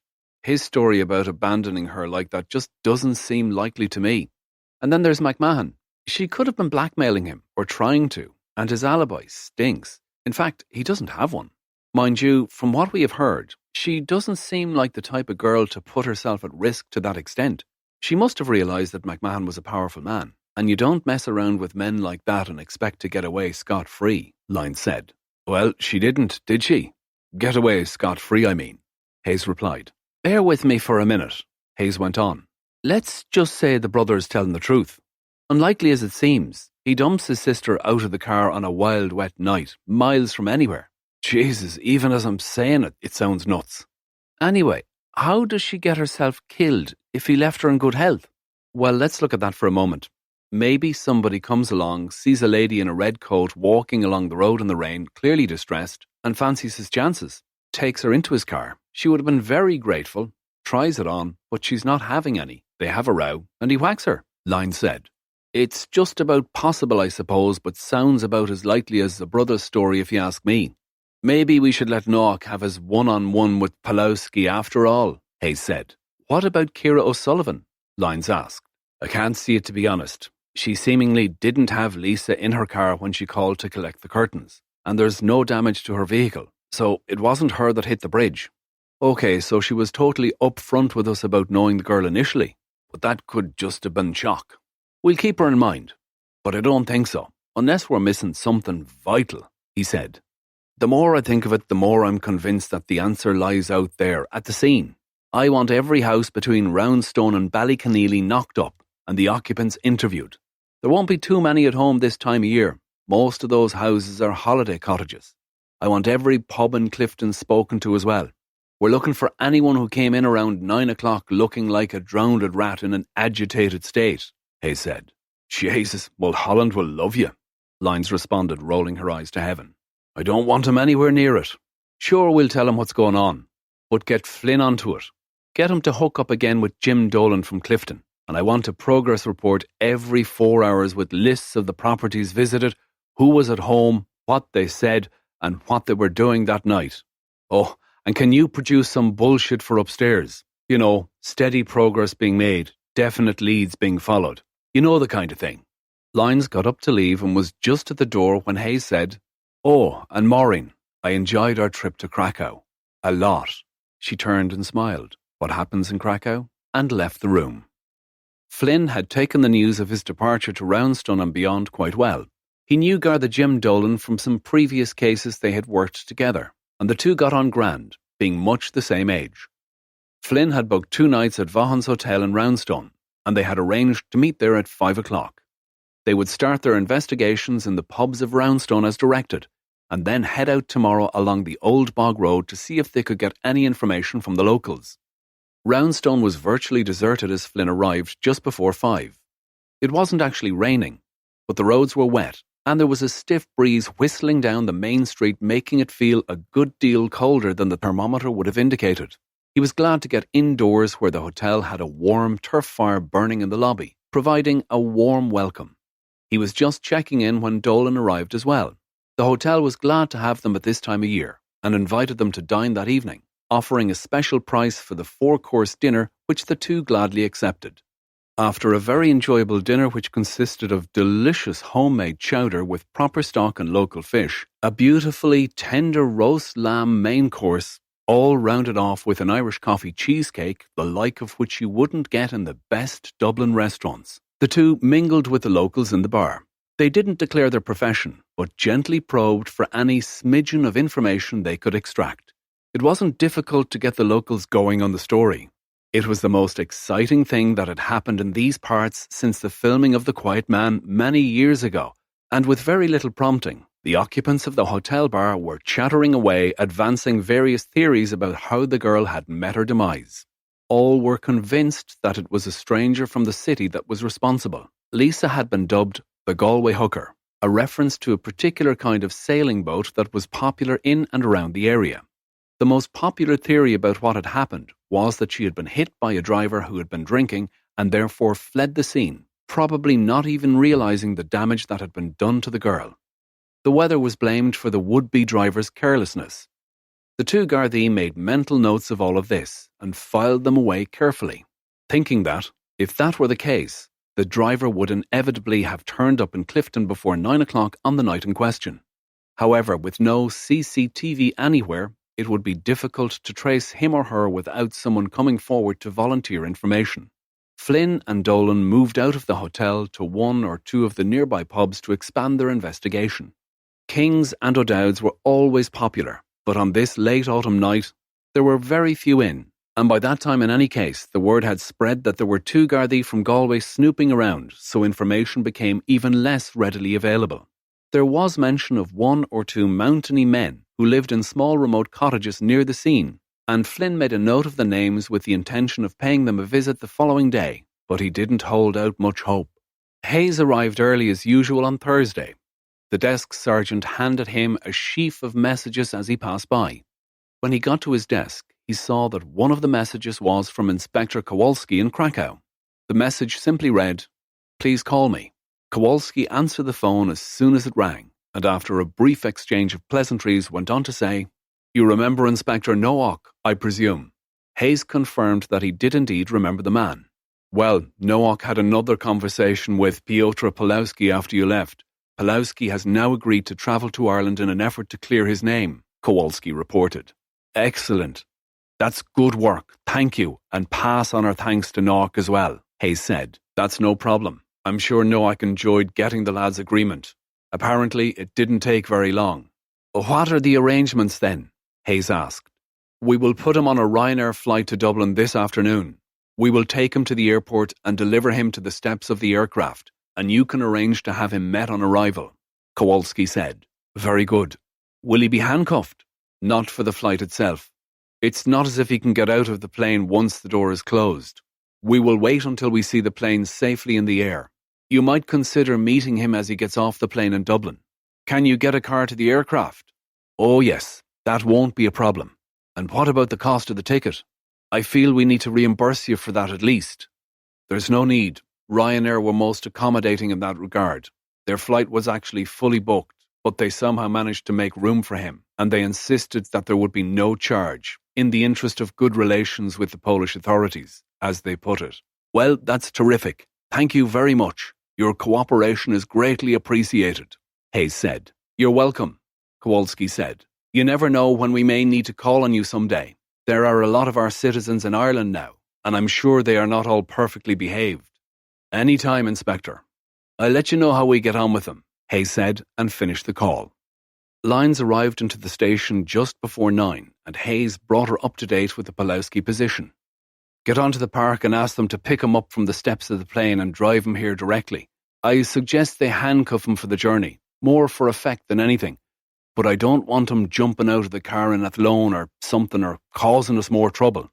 "Good idea," she agreed. "I'm not sure what time the flight gets in, but he should be here by 11 or 12 tonight in any event." "Right. When he gets here, make sure Flannery feeds him and puts him in a cell. He should be feeling right sorry for himself by the morning." "What are you up to today?" Lyons asked. "I'm going to see if I can put a bomb under the lab boys. We need the DNA results from her flat. We need to move the whole thing along a bit more quickly. Can you call the two tourists out in Roundstone and see what they have for us? That's if they're out of bed yet." Just as Maureen was getting up to leave, Hayes said, "Fancy another trip away sometime." "I'm not sure I could stand the excitement," she smiled, and making sure there was no one watching, leaned across the desk to plant a warm, soft kiss on his lips. Chapter 13. Thursday, 10 a.m. It was a cool, breezy but fine day in Roundstone when the two Gardaí awoke and went down to a hearty, full Irish in the dining room of Vaughan's Hotel. After they got the call from Lyons, Flynn and O'Connor set out along the Old Bog Road, heading west towards Ballyconneely. They had decided to start at the houses nearest to where the girl was found and work back from there until their quest for information ran out of steam. They then would work forward again towards Clifton and hopefully arrive there just about tea time when people were starting to gather in the various pubs in the town. As they drove along, the weak October sunshine was coming and going behind the fleeting patches of white cloud. There was a good breeze, but it stayed dry, which was a blessing. As the clouds passed in front of the sun, the colours of the landscape changed beneath them from vivid purples and blues to browns and greys. Occasionally a sunbeam reflected off the surface of one of the many small lakes and struck the windscreen of the car, temporarily blinding Flynn, who was driving. By lunchtime they had called to the 8 houses nearest to the bridge where Lisa had been found. 5 of them were deserted. Lock-up and leave properties owned by the wealthier tradespeople from Galway and Dublin that served no purpose in the winter months, except to collect a small amount of tax for the government. They would remain empty now till Easter next year, when their owners would reappear and enjoy the solitude and beauty of their surroundings. The other 3 houses were occupied by very elderly men who lived alone. The properties were generally in poor condition, with paint fading and windows rotting, but each had a large stack of hand-cut turf piled against the side of the house in readiness for the winter months ahead. Only one of the occupants had a vehicle. The van, like the owner, had seen better days, and Flynn noticed that there was no NCT disc in the windscreen and the tax disc was several months out of date. The van didn't appear to have any recent damage, just lots of rust patches blending nicely with the rust-streaked dark green paintwork. None of the men could give any information that was helpful to the inquiry. They all said that they had heard about the accident, but that they were indoors at the time watching television as it was such a rough night. The next house on the list belonged to Jerry and Mary Maguire. The 2 Gardaí knew that Maguire had been at the scene on the night the body was found, so they approached this house call slightly differently. As they drove down the narrow, rocky track with weeds growing in the middle towards the cottage, they could see a woman hanging washing out to dry in the breeze. The house was a single-storey cottage with 2 windows either side of the door that was split in the middle like a stable door. It was painted dark green, matching the colour of the window frames. To the side of the cottage there was a large corrugated iron shed that was pretty rusty but still serviceable. The sliding door was open, and an old Ferguson T20 tractor painted in grey could be seen inside. Another smaller outhouse faced the cottage, and a wire mesh chicken run extended out from it with 5 or 6 brown hens clucking and scratching inside the enclosure. As they pulled into the yard in front of the house, an energetic black and white border collie dog ran over to greet them as they emerged cautiously from their vehicle. When the woman saw the 2 men getting out of the car, she stopped hanging out the clothes and came over to meet them. She introduced herself as Mary Maguire, Jerry's wife. When they had introduced themselves, she said, "Why don't you come in and I'll make you a cup of tea?" Flynn and Dolan gladly accepted, and the 3 of them went inside, the dog being left out in the yard. The kitchen was bigger than you would have expected from outside. There was a Stanley range built into a large open fireplace, a well-scrubbed wooden table in the middle of the flagged floor, and various appliances and cupboards around the edge of the room. The range was lighting, and the place had a warm and welcoming feel at it too, by the smell of recent baking. Mary herself was around 28 or 30 years old. She was slim with a good figure, although her loose blue jeans and thick knitted jumper didn't really do her justice. A brunette with shoulder-length wavy hair, high cheekbones, and full red lips completed the picture. She wore no makeup, but she didn't need it, as her perfect skin and natural colouring were flattering to say the least. The 2 felt that Jerry Maguire had done well for himself. "Asher, look, it's nearly lunchtime," Mary said. "Would you 2 men like a sandwich to go with your cuppa?" As Mary prepared a generous plate of cheese sandwiches and busied herself making a large pot of tea, Flynn started gently questioning the woman, who seemed flattered by his interest and was quite clearly enjoying the company. Mary and Jerry Maguire had lived in the house for 8 years since they were married. They had 2 children, 1 boy and 1 girl aged 6 and 7, who were staying with their grandparents for half-term.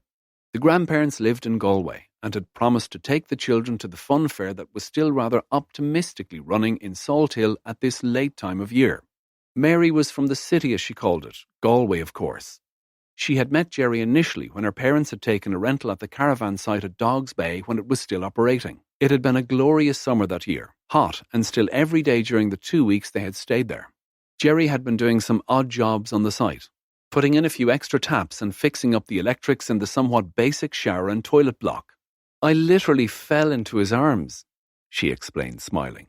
I was coming out of the shower block in my swimming costume and tripped on my towel. Jerry saved me from a fall, and there we were. At 17, I was mega embarrassed. But when he asked me to go out with him to a music session in Roundstone that night, I couldn't resist, she said, her eyes twinkling. Of course, Mum and Dad didn't approve, but here we are 10 years later with 2 kids living in the bog, she said, smiling. Well, what can you tell us about the night the body was found? Flynn asked. God, it was awful. Jerry was very late. I was thinking something dreadful had happened to him. It was a dirty night too, with strong wind and lots of rain. And when he came in, he was soaking. He told me the story of how the poor girl had been found up at the road. He was really very upset. We didn't sleep at all that night. He was so put out, she said. Where had he been working till that hour? Flynn asked. In Roundstone. He was doing up a holiday cottage at the far end of the town. He works really hard, you know. I have no complaints in that direction, she said. Flynn felt that it was rather an odd thing to say. Did Mary Maguire have reason to complain about her husband in some other area of their apparently blissful married life? He felt it better not to dig into that possibility for the moment, but he filed it away in case it might have some significance to the case at a later point. Their lunch was rounded off with a good thick slice of tea brack, generously spread with butter, and more tea from a freshly made pot. You're not working today? Asked Olin, getting up from the table in readiness to leave. No, well, not in the tourist office, but there's plenty of work here, as you can see. I don't go in on Thursdays at this time of year. There's no need for 2 of us, and I'm happy to have the chance to catch up at home. The 2 men thanked her profusely for her hospitality and left feeling that their hunger had been fully satisfied, but that they still had no new information to add to the investigation. But they agreed that Mary's story seemed to confirm what Jerry had told the Gardaí on the night in question. The rest of the day was fruitless. Again, they called on several houses that had been locked up for the winter. The few residents that they did come across knew nothing of the incident, and they both got the feeling that somehow, at some level, the natives had closed ranks. While there was no open hostility to their presence, they could sense that even if someone that they were interviewing had seen the whole thing unfold before his very eyes, he wouldn't have said a word. Jerry Maguire came home early that day. He had finished a job he had been working on in Clifton and took a rare few hours off to get back home in time for tea. When he arrived home, he was met by Mary, who was not in the best of humour. We had those Gardaí here again today nosing around. They were nice enough, but they were asking a lot of questions about you, Mary reported. They can ask all they like, I've nothing to hide, and I suppose you told them everything without batting an eyelid. You know, sometimes, Mary, I think you're really thick, Jerry said, sneering a little. I'm thick, is it? I'm thick? Well, that's a good one. Here we are living in the middle of bloody nowhere, having to send the kids back to my parents for a bit of civilization. We've bugger all money. I haven't had a holiday in the 8 years since I married you, and you're never even bloody well here. And you call me thick, she said, raising her voice an octave or 2. Jerry Maguire slapped his wife hard across the face with the back of his hand, sending her reeling across the room and causing her to lose her balance and fall against the sink. Right, that's it, you big bully. You can feck off with your tea, she said, throwing his plate of eggs on the floor. And you can sleep in the barn tonight again. You're not coming near me, that's for sure. The Ryanair flight from Krakow touched down at a few minutes past 6, 15 minutes ahead of schedule. The Polish police had arranged that Pawlowski should be taken off the flight first, and as soon as he had reached the bottom of the aircraft's steps, he was met by 2 special branch Gardaí who took him, handcuffed him, and put him in the back of an unmarked Mondeo. There was no conversation with the Polishman during the drive to Galway. Neither did they stop en route, so that it was just after 9 o'clock when they delivered Pawlowski to Sergeant Flannery at the front desk of the Garda station in Galway. Pawlowski was provided with a takeaway meal from the nearest burger joint and placed in a cell for the night, minus his belt, shoelaces and tie. Flannery checked him every hour or so, and he appeared to sleep for most of the time, perhaps pondering his fate when the morning came. Chapter 14. Friday, 8 a.m. Somehow the newspapers had got wind of Pawlowski's return to Ireland. Polish suspect returns to Galway, read the headline in the Connacht Tribune.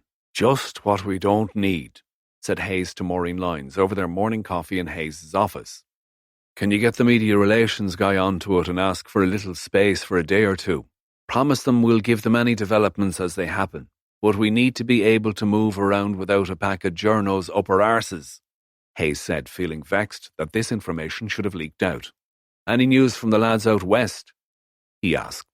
Nothing much, she said as she related the visit to Mary Maguire's house. It's pretty deserted out there at this time of year, to be honest. Okay, let's get them back in then if there's no one coming forward. I want to take Pulowski on a reconstruction run today. You can note down everything he says.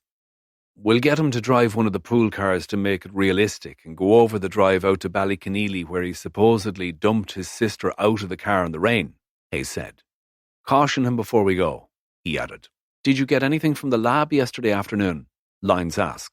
Dozy buggers say it'll be Monday before they have the DNA report. They say they got 4 different semen samples from the waste bin in her bedroom and countless more from the sheets. They are focusing on the 4 samples initially. They said they should have something by Monday morning, he said. Any plans for the weekend? Hayes asked. Not yet, but I'm forever hopeful, she replied, smiling at her boss. At 10 o'clock, they took Piotr Pulowski out of his cell where he had spent a most uncomfortable night. He was nervous, probably envisaging some more of the NOARC treatment. They outlined the plan, explaining that he was still under caution, and went outside to find the grey Opel Astra that they had booked out for the reconstruction. The weather was cool and dry, but overcast, and it wouldn't be long before the southwesterly wind deposited more Atlantic rain on the region. They drove out along the N59, out past the university and on through Moycullen towards Uachtarard. Pulowski was silent for the most part, just occasionally commenting on some local features as they passed by. Lyons tried to engage the man in conversation about his sister. She asked if they had been a close family growing up, what their parents did for a living, where they had gone on holidays as children, and what kind of community they belonged to in Krakow. Pulowski said that they had been a fairly happy lot, but that it had been very hard during the communist times. His father worked in insurance, and he worked hard for a small salary by European standards. His mother worked as a civil servant, and had sometimes been called upon to teach in a primary school where there was a shortage of qualified teachers. He said that when communism ended, everything changed. His father's company was privatized, and he began to earn better money, not a fortune, but enough to put some by every month when the essentials had been paid for.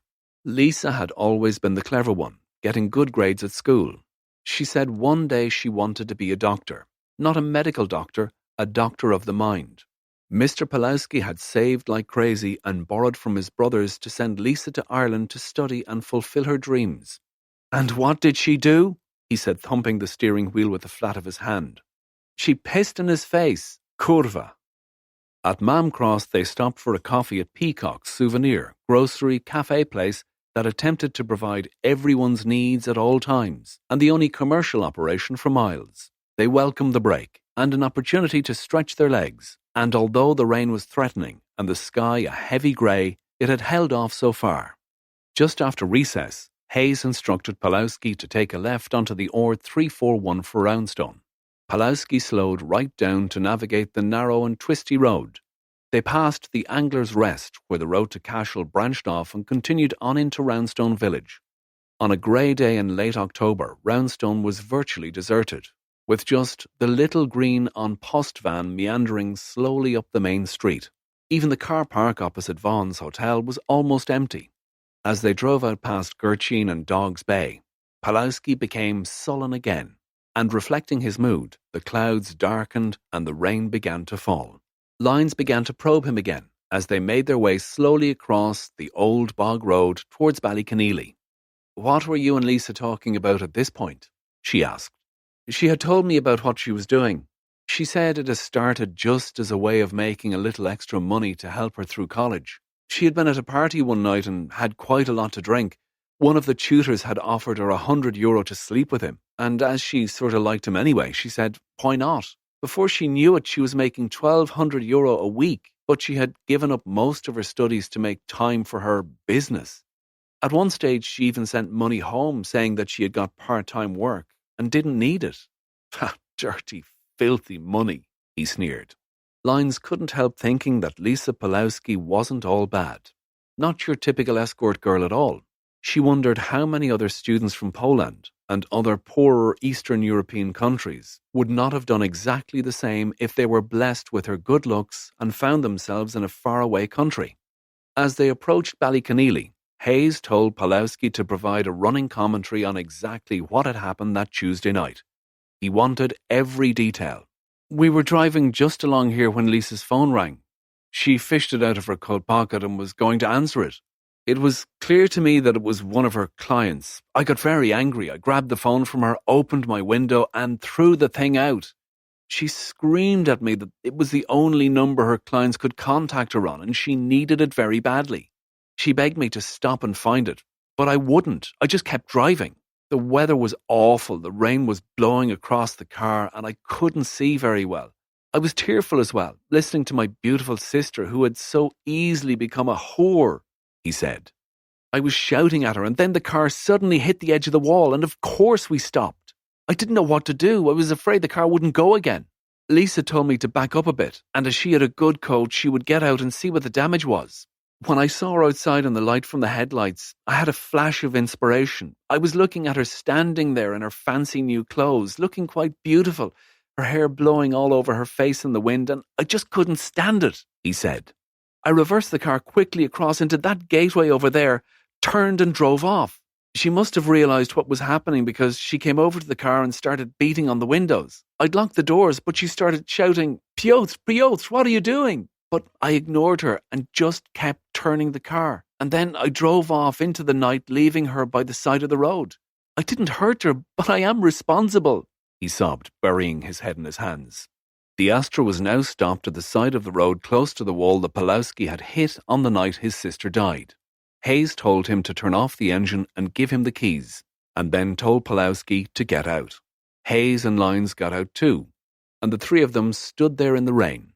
Hayes got Pulowski to show them exactly where he had stopped that night and to point out the gateway that he had reversed into to turn the car. "So you were in a rage with your sister out here, no one around. She had provoked you, and then there was the phone call from one of her punters. I think you lost your temper completely and followed her outside, picked up a rock from the bridge that had fallen on the road and whacked her over the head. Isn't that what actually happened, Piotr, isn't it?" Lyons demanded. No, of course not. I told you I drove away and left her. She was fine. How do you think I feel now that she was killed out here? I have to live with that for the rest of my life. I wish it had been me that was knocked over the head, not Lisa. It's so horrible," he sobbed. "Well, she was hardly fine, now was she, Piotr?" Hayes cut in. "Outside in foul weather, miles from anywhere on a strange road, being deserted by the brother that she loved and respected. No, sir, not fine at all." "Look, why don't you tell us what really happened, Piotr?" Lyons said in a softer tone. "Get it over with. You'll feel better, and we can release Lisa's body so she can be buried. Don't leave her lying on a cold slab in a mortuary. It won't be so bad. You'll probably get to serve most of your sentence in Poland anyway. Listen, I'm telling you, I shouldn't have left her here. I know that, and I am truly sorry for what happened to her. I will never forgive myself, and if I could turn back time, I would do things very differently. But I didn't harm her. I couldn't do that. You must believe me. You must." "Maureen, have forensics still got Pulowski's hire car?" Hayes asked back at the station. "Yes, it's in the garage covered in tarpaulin." "Okay, get them to examine the carpet and the driver's footwell.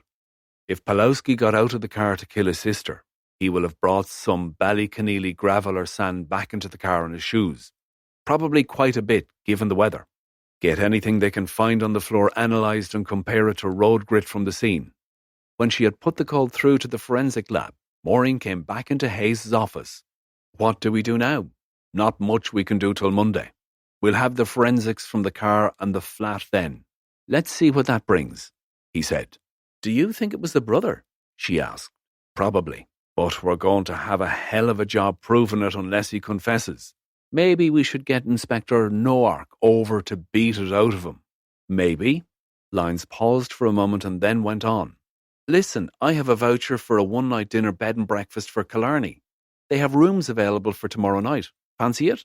"Yeah, okay, sounds like fun. Why don't I pick you up at yours at, say, 10 tomorrow morning? Cool, you're on, she said. As an afterthought, she said, what do we do with Pulowski? Leave him downstairs. A couple of days down there living off Galway's finest fast food may loosen his tongue a bit. We'll talk to him on Monday. Chapter 15. Monday, 8 a.m. Lyons was at her desk when Hayes arrived on Monday morning. They were both still basking in the warmth afterglow of their night away in Kerry. They had enjoyed it immensely, leaving behind all the anxiety of the case and soaking up the peace and beauty of the countryside around Killarney. Back in the real world, the duty sergeant told them that Pulowski had spent a sullen weekend in the cells. The sergeant had tried to engage him in conversation, but he was having none of it, suspecting that the sergeant's friendly attitude was a ruse to get information from him to pass on to the detectives. Any more thoughts about the poll? Lyons asked. Let's wait for the forensic reports, and then we'll see what we can do about him. He's not going anywhere for now, that's for sure. At 9 o'clock, the two other members of the team arrived. They had called to every occupied property along the Old Bog Road in the vicinity of the murder and had come up with absolutely nothing. No one had seen or heard anything out of the ordinary on that Tuesday. In fact, no one had seen anything at all, ordinary or otherwise. Hayes asked Flynn to go back to the garage where Pulowski's car was being kept, and to hurry along the analysis of the grit from the driver's side footwell. Soon afterwards, the detailed forensic report from Lisa's apartment came in. Hayes brought Lyons into his office and handed each page to her as he finished reading it. It was the third page that caught his attention. Well, fuck me, he exclaimed. You're not going to believe this. Hayes was looking at the DNA results from the waste paper basket that had been taken from beside the bed in Lisa's room. The third entry showed that Jerry Maguire's DNA had been found in a semen-stained tissue, and also on the bedsheet. Hayes handed the page over. Christ, so happily married handyman Jerry was a client of Lisa's, she said, hardly believing what she had read. Yeah, I know. If it's him, he's one cool customer, and don't forget he has an alibi. How do you think we should play it? I think we should pick him up from home with a marked squad car, blue lights and all. Bring him in here and let him sweat for a while, she said. Agreed. But before that, I want to talk to whoever gave him that alibi in Roundstone where he was supposed to be working that night. If we can crack that open, we might just have our man, Hayes said. Let's wait till he's home tonight before we lift him. It'll be more dramatic after dark anyway, and it'll give us a chance to get out there and see about his alibi. The weather was still grey and overcast as Hayes and Lyons approached Roundstone. They asked at O'Dowd's pub for directions to Geraghty's house and took the opportunity to down a delicious smoked salmon salad. Hayes would have liked a nice creamy pint of Guinness to wash it down, but held back so that he could fully focus on the job in hand. They found the place where Maguire was allegedly working, up a twisty, narrow, single-track road behind the town. The road was tarred, but the surface had broken up in the frequent heavy rain, and their car rocked and bumped over the many potholes before they arrived at the cottage on the left of the lane with a fabulous view out over Roundstone Harbour and out to sea. Jimmy Geraghty was painting the outside of the cottage when the two detectives drove up. He looked curiously at their car, and the two got out of it. Geraghty was a man in his 50s, dressed in a dirty grey t-shirt and badly stained blue jeans. His substantial beer belly hung out well over his belt, and his greasy grey hair and ruddy cheeks completed the picture of a man that was not too fussy about his appearance, or indeed his general well-being. Hayes introduced them and asked if he could have a word inside the house. They made their way into the parlour of the small cottage where work was still in train to bring the place up to an acceptable standard. There was lots to do. The floor, although slabbed with large stone flags, was uneven and some of them were badly cracked, making the surface rough. A large open fireplace housed a trivet for a kettle or pot, and the remains of a tough fire, now cold in the grate, gave off a smell of ashes, some of which had clearly blown around the room in the draught. On the wall to the left of the old fireplace hung a framed photograph of President John F. Kennedy, but the corresponding picture on the right of the chimney, which should have been of the Pope, had been removed, leaving a black outline against the nearly white wall. "Do you live here yourself?" Lyons asked, noting that the place had very little furniture, just a bare wooden table with a milk carton on it and two well-worn rail-backed chairs. "Not at all," Geraghty replied gruffly, as if the detective should have known better than to ask such a daft question. I inherited the place last year when my father died, and I'm doing it up for next summer to let it out to tourists, he said. Who's helping you with the work? I'm doing it myself, as you can see, but I've got a few lads in for some of the specialty stuff, kitchens, electrics, plumbing. Who's doing the kitchen for you? She asked. Your man Maguire is giving me a hand when he's time. Feck all use he is too, I'd be better doing it myself. He's too busy, and when he does come, he only does a bit, and then he's away again. Geraghty wheezed and coughed a noisy, fluid cough, as if the utterance of the long sentence had been a bit much for his fragile lungs. He went purple about the face before eventually regaining composure. Can you confirm that Mr. Maguire was here last Tuesday week between 5 and 9 o'clock, Mr. Geraghty? Lyons continued. If he says he was, then he was. I don't pay much attention to the days, to be honest. Why? What's he done? You gave information to one of our colleagues that Jerry Maguire was definitely here working on your kitchen between those times. Can you confirm that? Lyons went back at him, trying not to show her frustration. Look, Maguire comes and goes when he pleases. He asked me to say he was here if anyone was asking, so that's what I said. Now, can you leave me in peace to get on with me work before the light starts to fade? Geraghty said, getting up from the table. Lyons decided not to push it any further. There was no point, but it was clear to both of them that Maguire's so-called alibi was useless. They left Roundstone and headed into Clifton, where they intended to set up the arrest of Jerry Maguire with Sergeant Mulholland. When they got to the Garda station, Mulholland was there on his own, muddling through a pile of paperwork at a very easy pace. Hayes told Mulholland of the plan to lift Jerry Maguire later that evening and bring him to Galway. Mulholland said that Jim Dolan was off for the day, and that he had the Garda car with him, his own vehicle being out of order at the moment. Mulholland thought Dolan might be taking his elderly mother to Galway for a hospital appointment. Well, you'd better make sure that both he and the car are back here by 8 o'clock, Hayes said in disbelief. Oh, by the way, the doc was looking for you earlier. Said he couldn't raise you on the mobile. He asked if you could give him a call, Mulholland said. He called Julian Dodd's number using the landline at the station, but was told that the doctor had gone out for an hour or two, and that he would call Hayes back when he returned. Julian Dodd, as good as his word, phoned Hayes at Clifton Garda station as soon as he returned to his desk. Inspector, I wanted to call you about two things that may be of interest, though I'm not entirely sure, to be honest, Dodd said. Firstly, I was talking to the forensic boys. There's no trace of any grit or sand in the driver's side footwell of the hired car that young Pawlowski was driving. Nothing from out Ballyconneely way in any case. But here's a funny thing. I was doing a bit more work on the girl last week and I combed out her hair. I found some small grains of what I assumed to be sand in both her hair and her right ear. Just to be sure, I sent them off to be analysed. And guess what? He continued without a pause. They turned out to be sawdust. Sawdust? Hayes exclaimed, looking over at Lyons in surprise. Yes, and there's more. The analysis shows that it's a very particular kind of sawdust. The sawdust itself is from a high-density MDF board, but there are particles of dark grey composite material mixed in with the sawdust, so it looks as if they've come from a kitchen worktop or some such thing, Dodd said. Okay, Doc, thanks for that. It could be really important. Make sure that those samples are carefully preserved for us, won't you? Of course, no need to ask, Dodd said, and hung up the phone.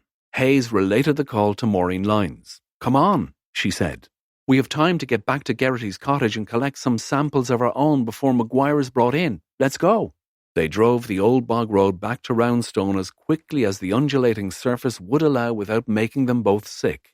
Back at the cottage, Geraghty was just finished painting the outside of the house in the fading light, and was packing up his brushes, ladder, and other equipment. He was none too pleased to see the two detectives arriving back. What ails you this time? He asked gruffly as the two approached him.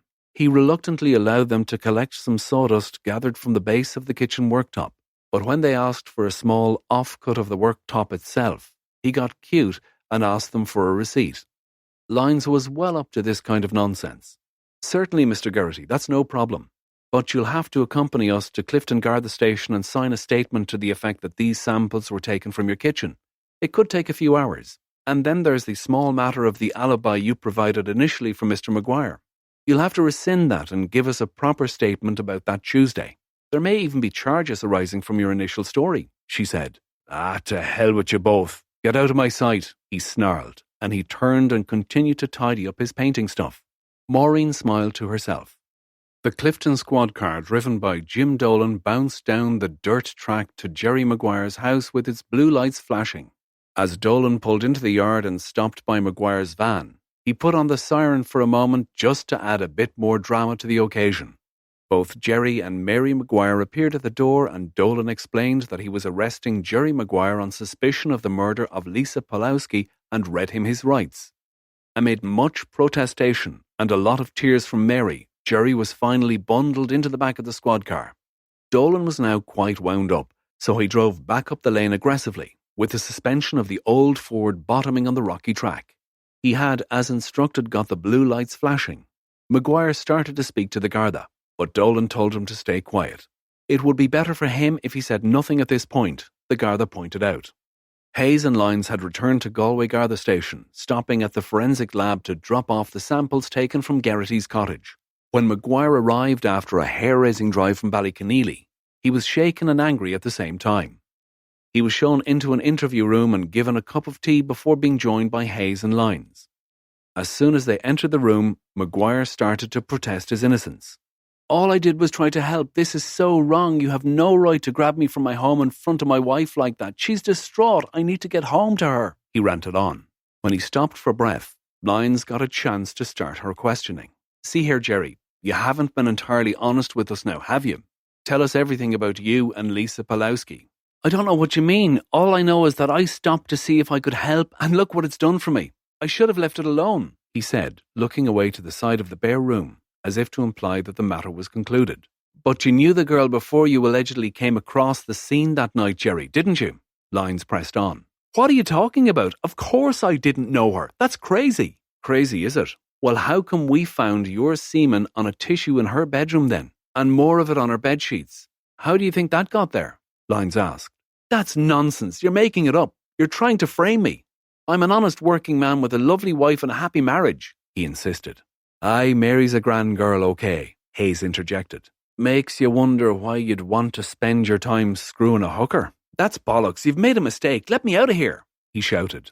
"And then there's the matter of exactly where you were on that Tuesday before you allegedly turned up where Lisa was lying in the ditch," Lyons said. "I told you I was working at Jim Geraghty's cottage doing the kitchen," Maguire replied. "Good one, Jerry. Very good," Hayes said, leaning across the table to bring his face nearer to Maguire's. "It's just that Jim Geraghty won't confirm that. And what's more, he said you told him to say you were there if anyone asked. I'll tell you what's going to happen now, Jerry. Sergeant Lyons and I are going to take an hour or so to catch up on some paperwork. You can stay here and make your mind up to start telling the truth. Do you need something to eat?" Hayes asked. "I'm not feckin' hungry. I just need to get out of here back to Mary." "It's not going to happen, Jerry. Not till you start being honest with us," Lyons added, getting up to leave. Back in Hayes' office, Lyons called the forensic lab. They had arranged for a technician to stay on to compare the fragments found on the dead girl to the samples they had collected from the floor of Geraghty's cottage. When she had finished the call, she told Hayes that the tests were ongoing, but that there was a 90% chance of a good match at this stage. If they had been able to recover more of the dust from the girl's hair, the process would be quicker. "90% is good enough for me," Hayes said to Lyons. They took more tea back into the interview room when they resumed their questioning of Jerry Maguire. "Now then, can we just go over this once again with you, Jerry?" Lyons said, putting a plastic cup of tea down in front of him. "All right, listen. I did go with Lisa a few times in Galway. It didn't mean anything. It was just sex. Mary seems to have gone off the whole thing lately and, well, you know, a man has needs." He went on to describe how he met her when he was doing some electrical work at her apartment building. She had been kind to him, giving him tea and biscuits, and one thing led to another till they ended up having sex on 3 or 4 occasions. He had paid her twice, but the other 2 times he had done work on her flat in exchange for sex. He knew she was an escort, but he said it wasn't like that between them. It was more than just a commercial relationship. They had talked a lot too, about her life in Poland and her family. Jerry had told her a lot about himself too, about Mary, his first love, and how things started to go wrong between them, how they bickered a lot and how sex had become a rarity in recent times. "When were you last with her?" Lyons asked. "On the Monday, the day before she died. She wanted an extra socket put into the kitchen for a new coffee machine she'd bought in Argos. So I went there, and after I'd fitted the new plug, we made love." It's an old story, Lyons thought to herself. The client almost falls in love with the escort and always thinks that there's more to it from her side too. And Lisa Pulowski would have been very good at cultivating those feelings in her clients. Lyons was sure if you asked James McMahon and Jerry Byrne about it, they would have said that they were special to her as well, more than just a source of money. Indeed, McMahon had already told them that he did favours for her, driving her around to get her shopping. In extreme cases, the punter tries to save the girl from a life of debauchery and usually ends up getting badly hurt. These girls instinctively know how to play their clients. How gullible some men are, she mused. So what happened the following night, Jerry? Lyons asked. It's just as I said. I was driving home in the rain and I came across you lot at the bridge. I couldn't believe it was Lisa. I had no idea what she was doing there or how she got there. I was very upset. It was awful. She was a very beautiful girl, you know, and here she is lying in the bog dead. It was unbelievable, he said. Well, Jerry, that's not really true, is it? Hayes said. Of course it is. It's like I said. Well then, Jerry, how do you explain that we found traces of sawdust in the girl's hair? Sawdust that matches the sawdust from Geraghty's cottage, and that we could see clearly on your clothes when we first spoke to you at the scene? Lyons asked. It must have fallen off me when I was standing there, Maguire said, thinking quickly. I don't think so. You see, we found sawdust in Lisa's right ear too. That's the side of her head that was down in the ditch underwater. It must have got there before she fell in, Lyons said. Maguire leaned forward, his head in his hands, and began to sob. His whole body was shaking, and the tears flowed freely. After a while he confessed to what had really happened on that terrible night out on the old bog road. He had been driving home at about 8 o'clock when he saw Lisa sitting on the bridge wall, drenched from the rain, just sitting there. His mind went into overdrive. What was she doing here, so close to his home? Oh no, she had come to tell Mary about them. How he had promised to take her away from her sordid life and look after her. She was going to ruin his marriage and destroy his family. He couldn't let that happen. He had stopped the van and got out. When Lisa saw who it was, she ran to him and threw her arms around his neck, sobbing, "Take me home," she had said. "Take me to your house, Jerry." She had clung to Jerry like a limpet, holding him to her tightly. She kept asking him to take her home, that they could be together now as they had wanted. Jerry's mind was racing. He saw the loss of his family, the loss of Mary, and his reputation all disappearing in front of his very eyes, and he knew he had to get rid of Lisa before someone came along the road and saw them together. "You know I can't take you home, you silly bitch. What are you doing here anyway? Coming out here to ruin me, no doubt," he shouted at her above the noise of the wind. All she could say in reply was, "No, no, Jerry, I want you. We can be together. Take me home." Jerry began to lose his temper. A fierce rage grew in him, fueled by a strong desire for self-preservation and the need to get rid of this woman before some real damage was done. He pushed her away harshly.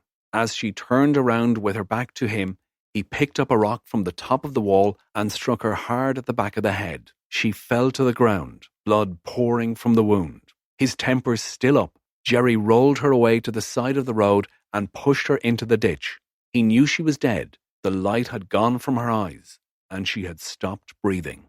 As he calmed down, he began to feel remorse for what he had just done, but again his preservation instincts were strong, and a plan began to form in his troubled mind.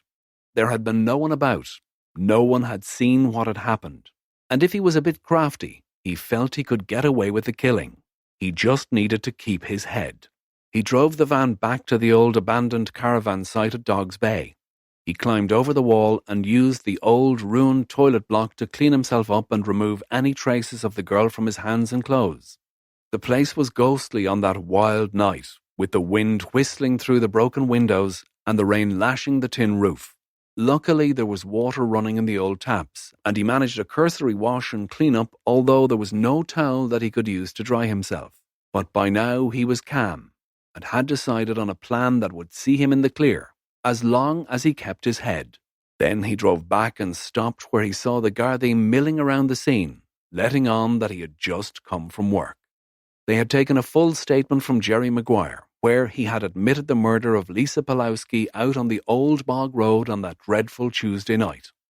He had been put back in the cells pending a court appearance the following morning in the district court in Galway, where the Gardaí expected him to be remanded in custody till a trial date could be set. Mary Maguire had turned up at the Garda station in Galway soon after Jerry had arrived. A female Garda had been found to look after her while her husband was being processed. She was in a terrible state, claiming that her husband was a good man and was absolutely incapable of harming another person, let alone a woman. Hayes had telephoned the superintendent to let him know of the developments. He was pleased with the outcome and congratulated both Hayes and Lyons and the rest of the team for their good work in bringing the matter to a close. He told Hayes to make sure that the forensics were in good shape, adding, "You know how difficult it is to get a conviction solely on the basis of confession these days." Hayes assured him that they had enough on Maguire to convict even without the confession, but that he would, of course, ensure that all the evidence was preserved in preparation for the trial. "I think he'll probably plead guilty when it comes to it, to be honest," Hayes said. Back in his office, Lyons and Hayes cracked open a bottle of whiskey to drink to the successful closure of what had been a very challenging case for both of them. There was no sign of O'Connor and Flynn. They would be able to celebrate tomorrow, they agreed. "What will we do with the Polish lad?" Lyons asked. "Are we going to fly him back to Krakow?" "Not bloody likely. This isn't Thomas Cook, you know," Hayes said, smiling. "We'll give him €50 and let him go in the morning. He'll find his own way home. Oh, and remind me to call Kowalski and give him the good news. I suspect he'll want to tell the family that their son is innocent." Chapter 16. Tuesday, 10 a.m. Piotr Pawlowski had been released from the cells in Galway's police station shortly after 8 o'clock. He had been given the €50 that Hayes had promised, and the desk sergeant gave him directions to the bus station where he could get a coach directly to Dublin Airport. They had even looked up the times of the flights back to Krakow that day for him, and he was comfortably going to make the 5 o'clock Ryanair flight with time to spare. Outside the courthouse down by the Corrib River, there were several photographers and even a TV crew awaiting the arrival of Jerry Maguire. Word had got out during the night that a man had been charged with the murder of Lisa Pawlowski, and the reporters knew that he would be brought to court that morning to go before a judge. The white Garda van had arrived just before the hour and drove into the yard at the side of the courthouse. Maguire was escorted from the van with a grey coat covering his head and led into the court by two Gardaí, one of whom was handcuffed to him. The hearing lasted all of 4 minutes. Maguire confirmed his name and address for the court, and as there was no bail application, he was remanded to appear before the court again in 2 weeks' time. Tradition has it that prisoners are taken from the courthouse by the front steps and walked around to the side yard before being loaded back into their transport and taken off to the remand centre at Castlereagh Prison. As Maguire left the courthouse, again escorted by two uniformed Gardaí, photographers crowded around him, although his face was mostly covered by the same grey coat. In the melee, suddenly a man with fairly curly hair pushed through the crowd and faced Jerry Maguire.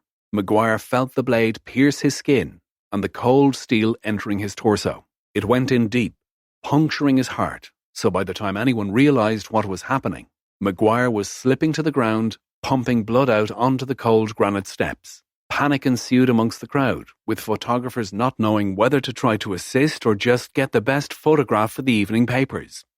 In the confusion, the assailant slipped away and was gone. He dumped the knife in the river and walked off, hands thrust deep into his pockets, mingling with the other pedestrians heading uptown. Hayes and Lyons came out of the courthouse next and were greeted by a scene of total chaos. Maguire lay bleeding on the ground, the Garda who was handcuffed to him desperately struggling to release himself from the victim, shouting, "For heaven's sake, will someone call an ambulance? He's been stabbed!"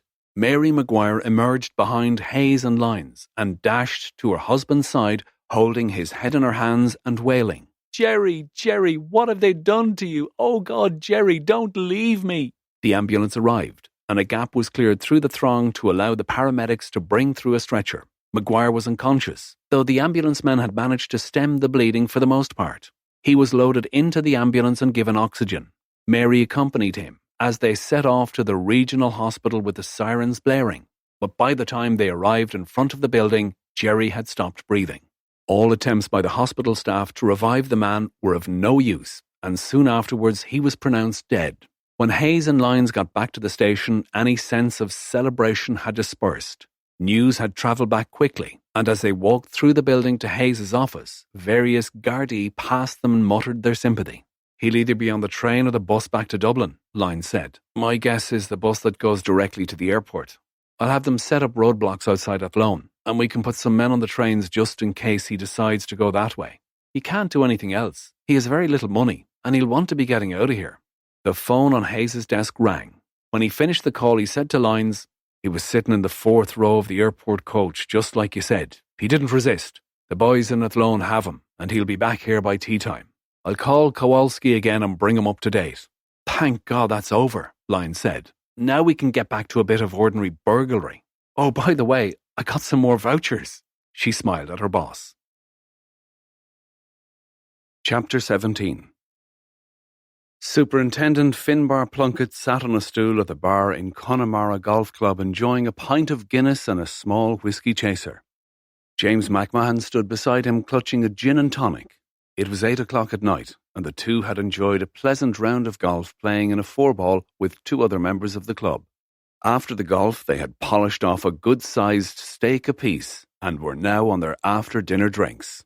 "That was a queer business with that Maguire fella after all, wasn't it, Finbar?" McMahon said. "It sure was. I hope our fellas weren't too hard on you while all that was going on." Not really. They had their job to do, and I'm very glad that we managed to keep it from Jennifer and the family. That would have been very difficult for me," McMahon said. "God, it would. I had a word with Hayes at the time and told him to go easy on you. I didn't say we were friends, but he knows which side his bread is buttered on all the same." "That girl he has with him is a bit of a terrier," McMahon said. "You can say that again. She's a damn fine detective, but a bit unpredictable. And to be honest, she'd be a lot harder to rein in than Hayes. That's why we keep her a sergeant. Don't let her have too much power," Plunkett said, smiling. "And what happened to the young fella that did away with Maguire anyway? It was like bloody Dodge City here for a while. 2 murders in 2 weeks. The lad was destroyed with grief and remorse. He reckoned it was his fault that his sister was killed. Could be right too.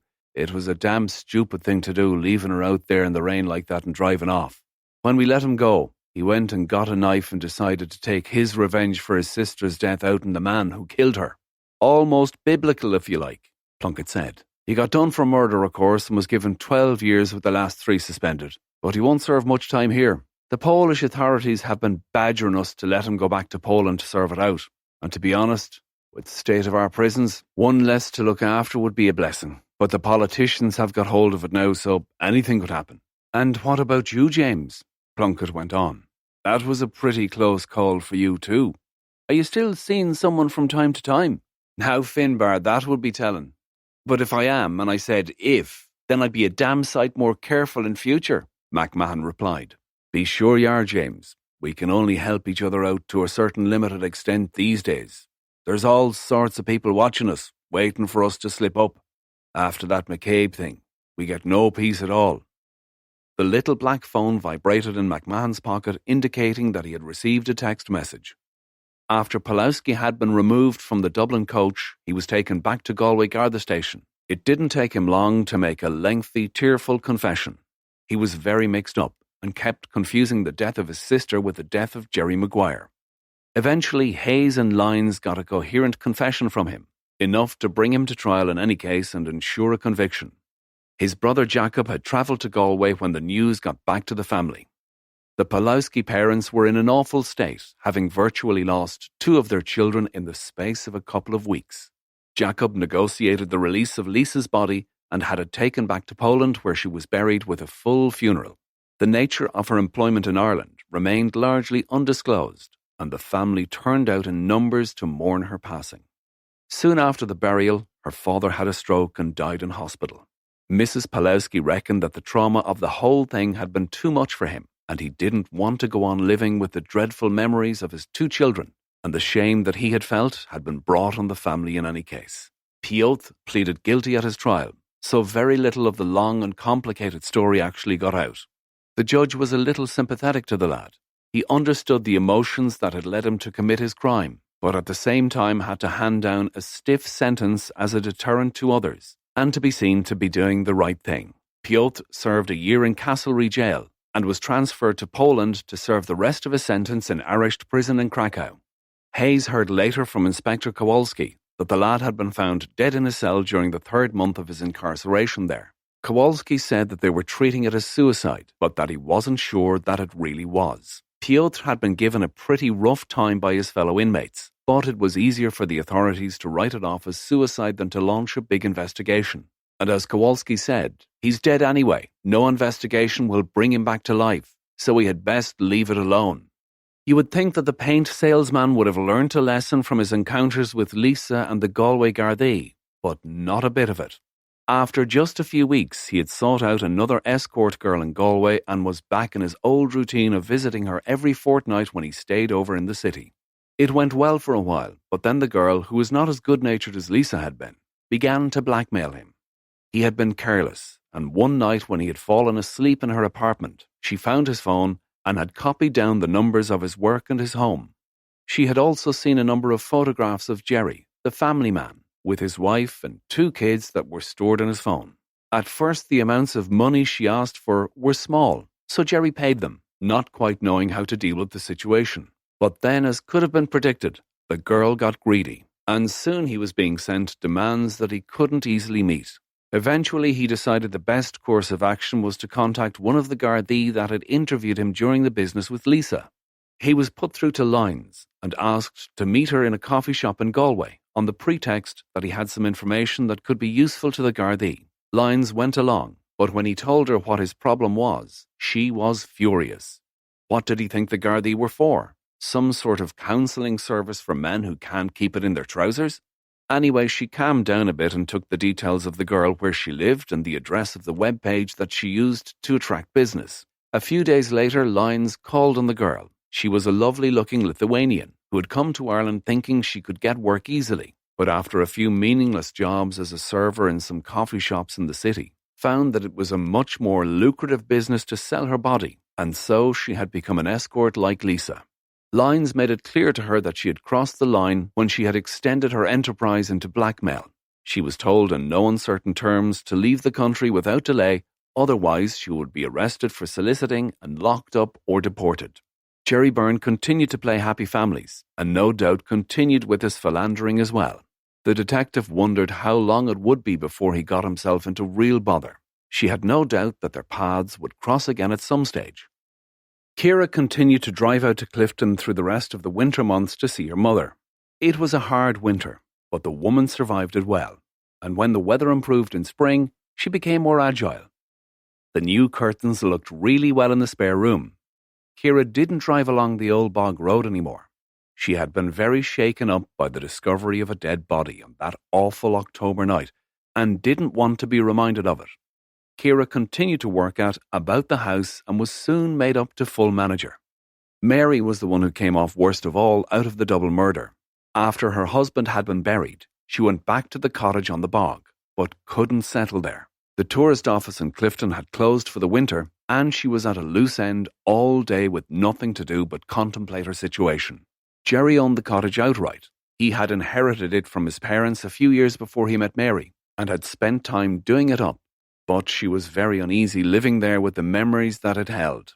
Jerry, of course, believing himself to be invincible, had no life insurance. So not only was Mary left without her man, the father of her 2 children, but she had no visible means of support either, and no nest egg to fall back on. In early December that year, she decided to move back to her parents' house in Galway and lock up the cottage with a view to putting it on the market the following spring when the weather had improved.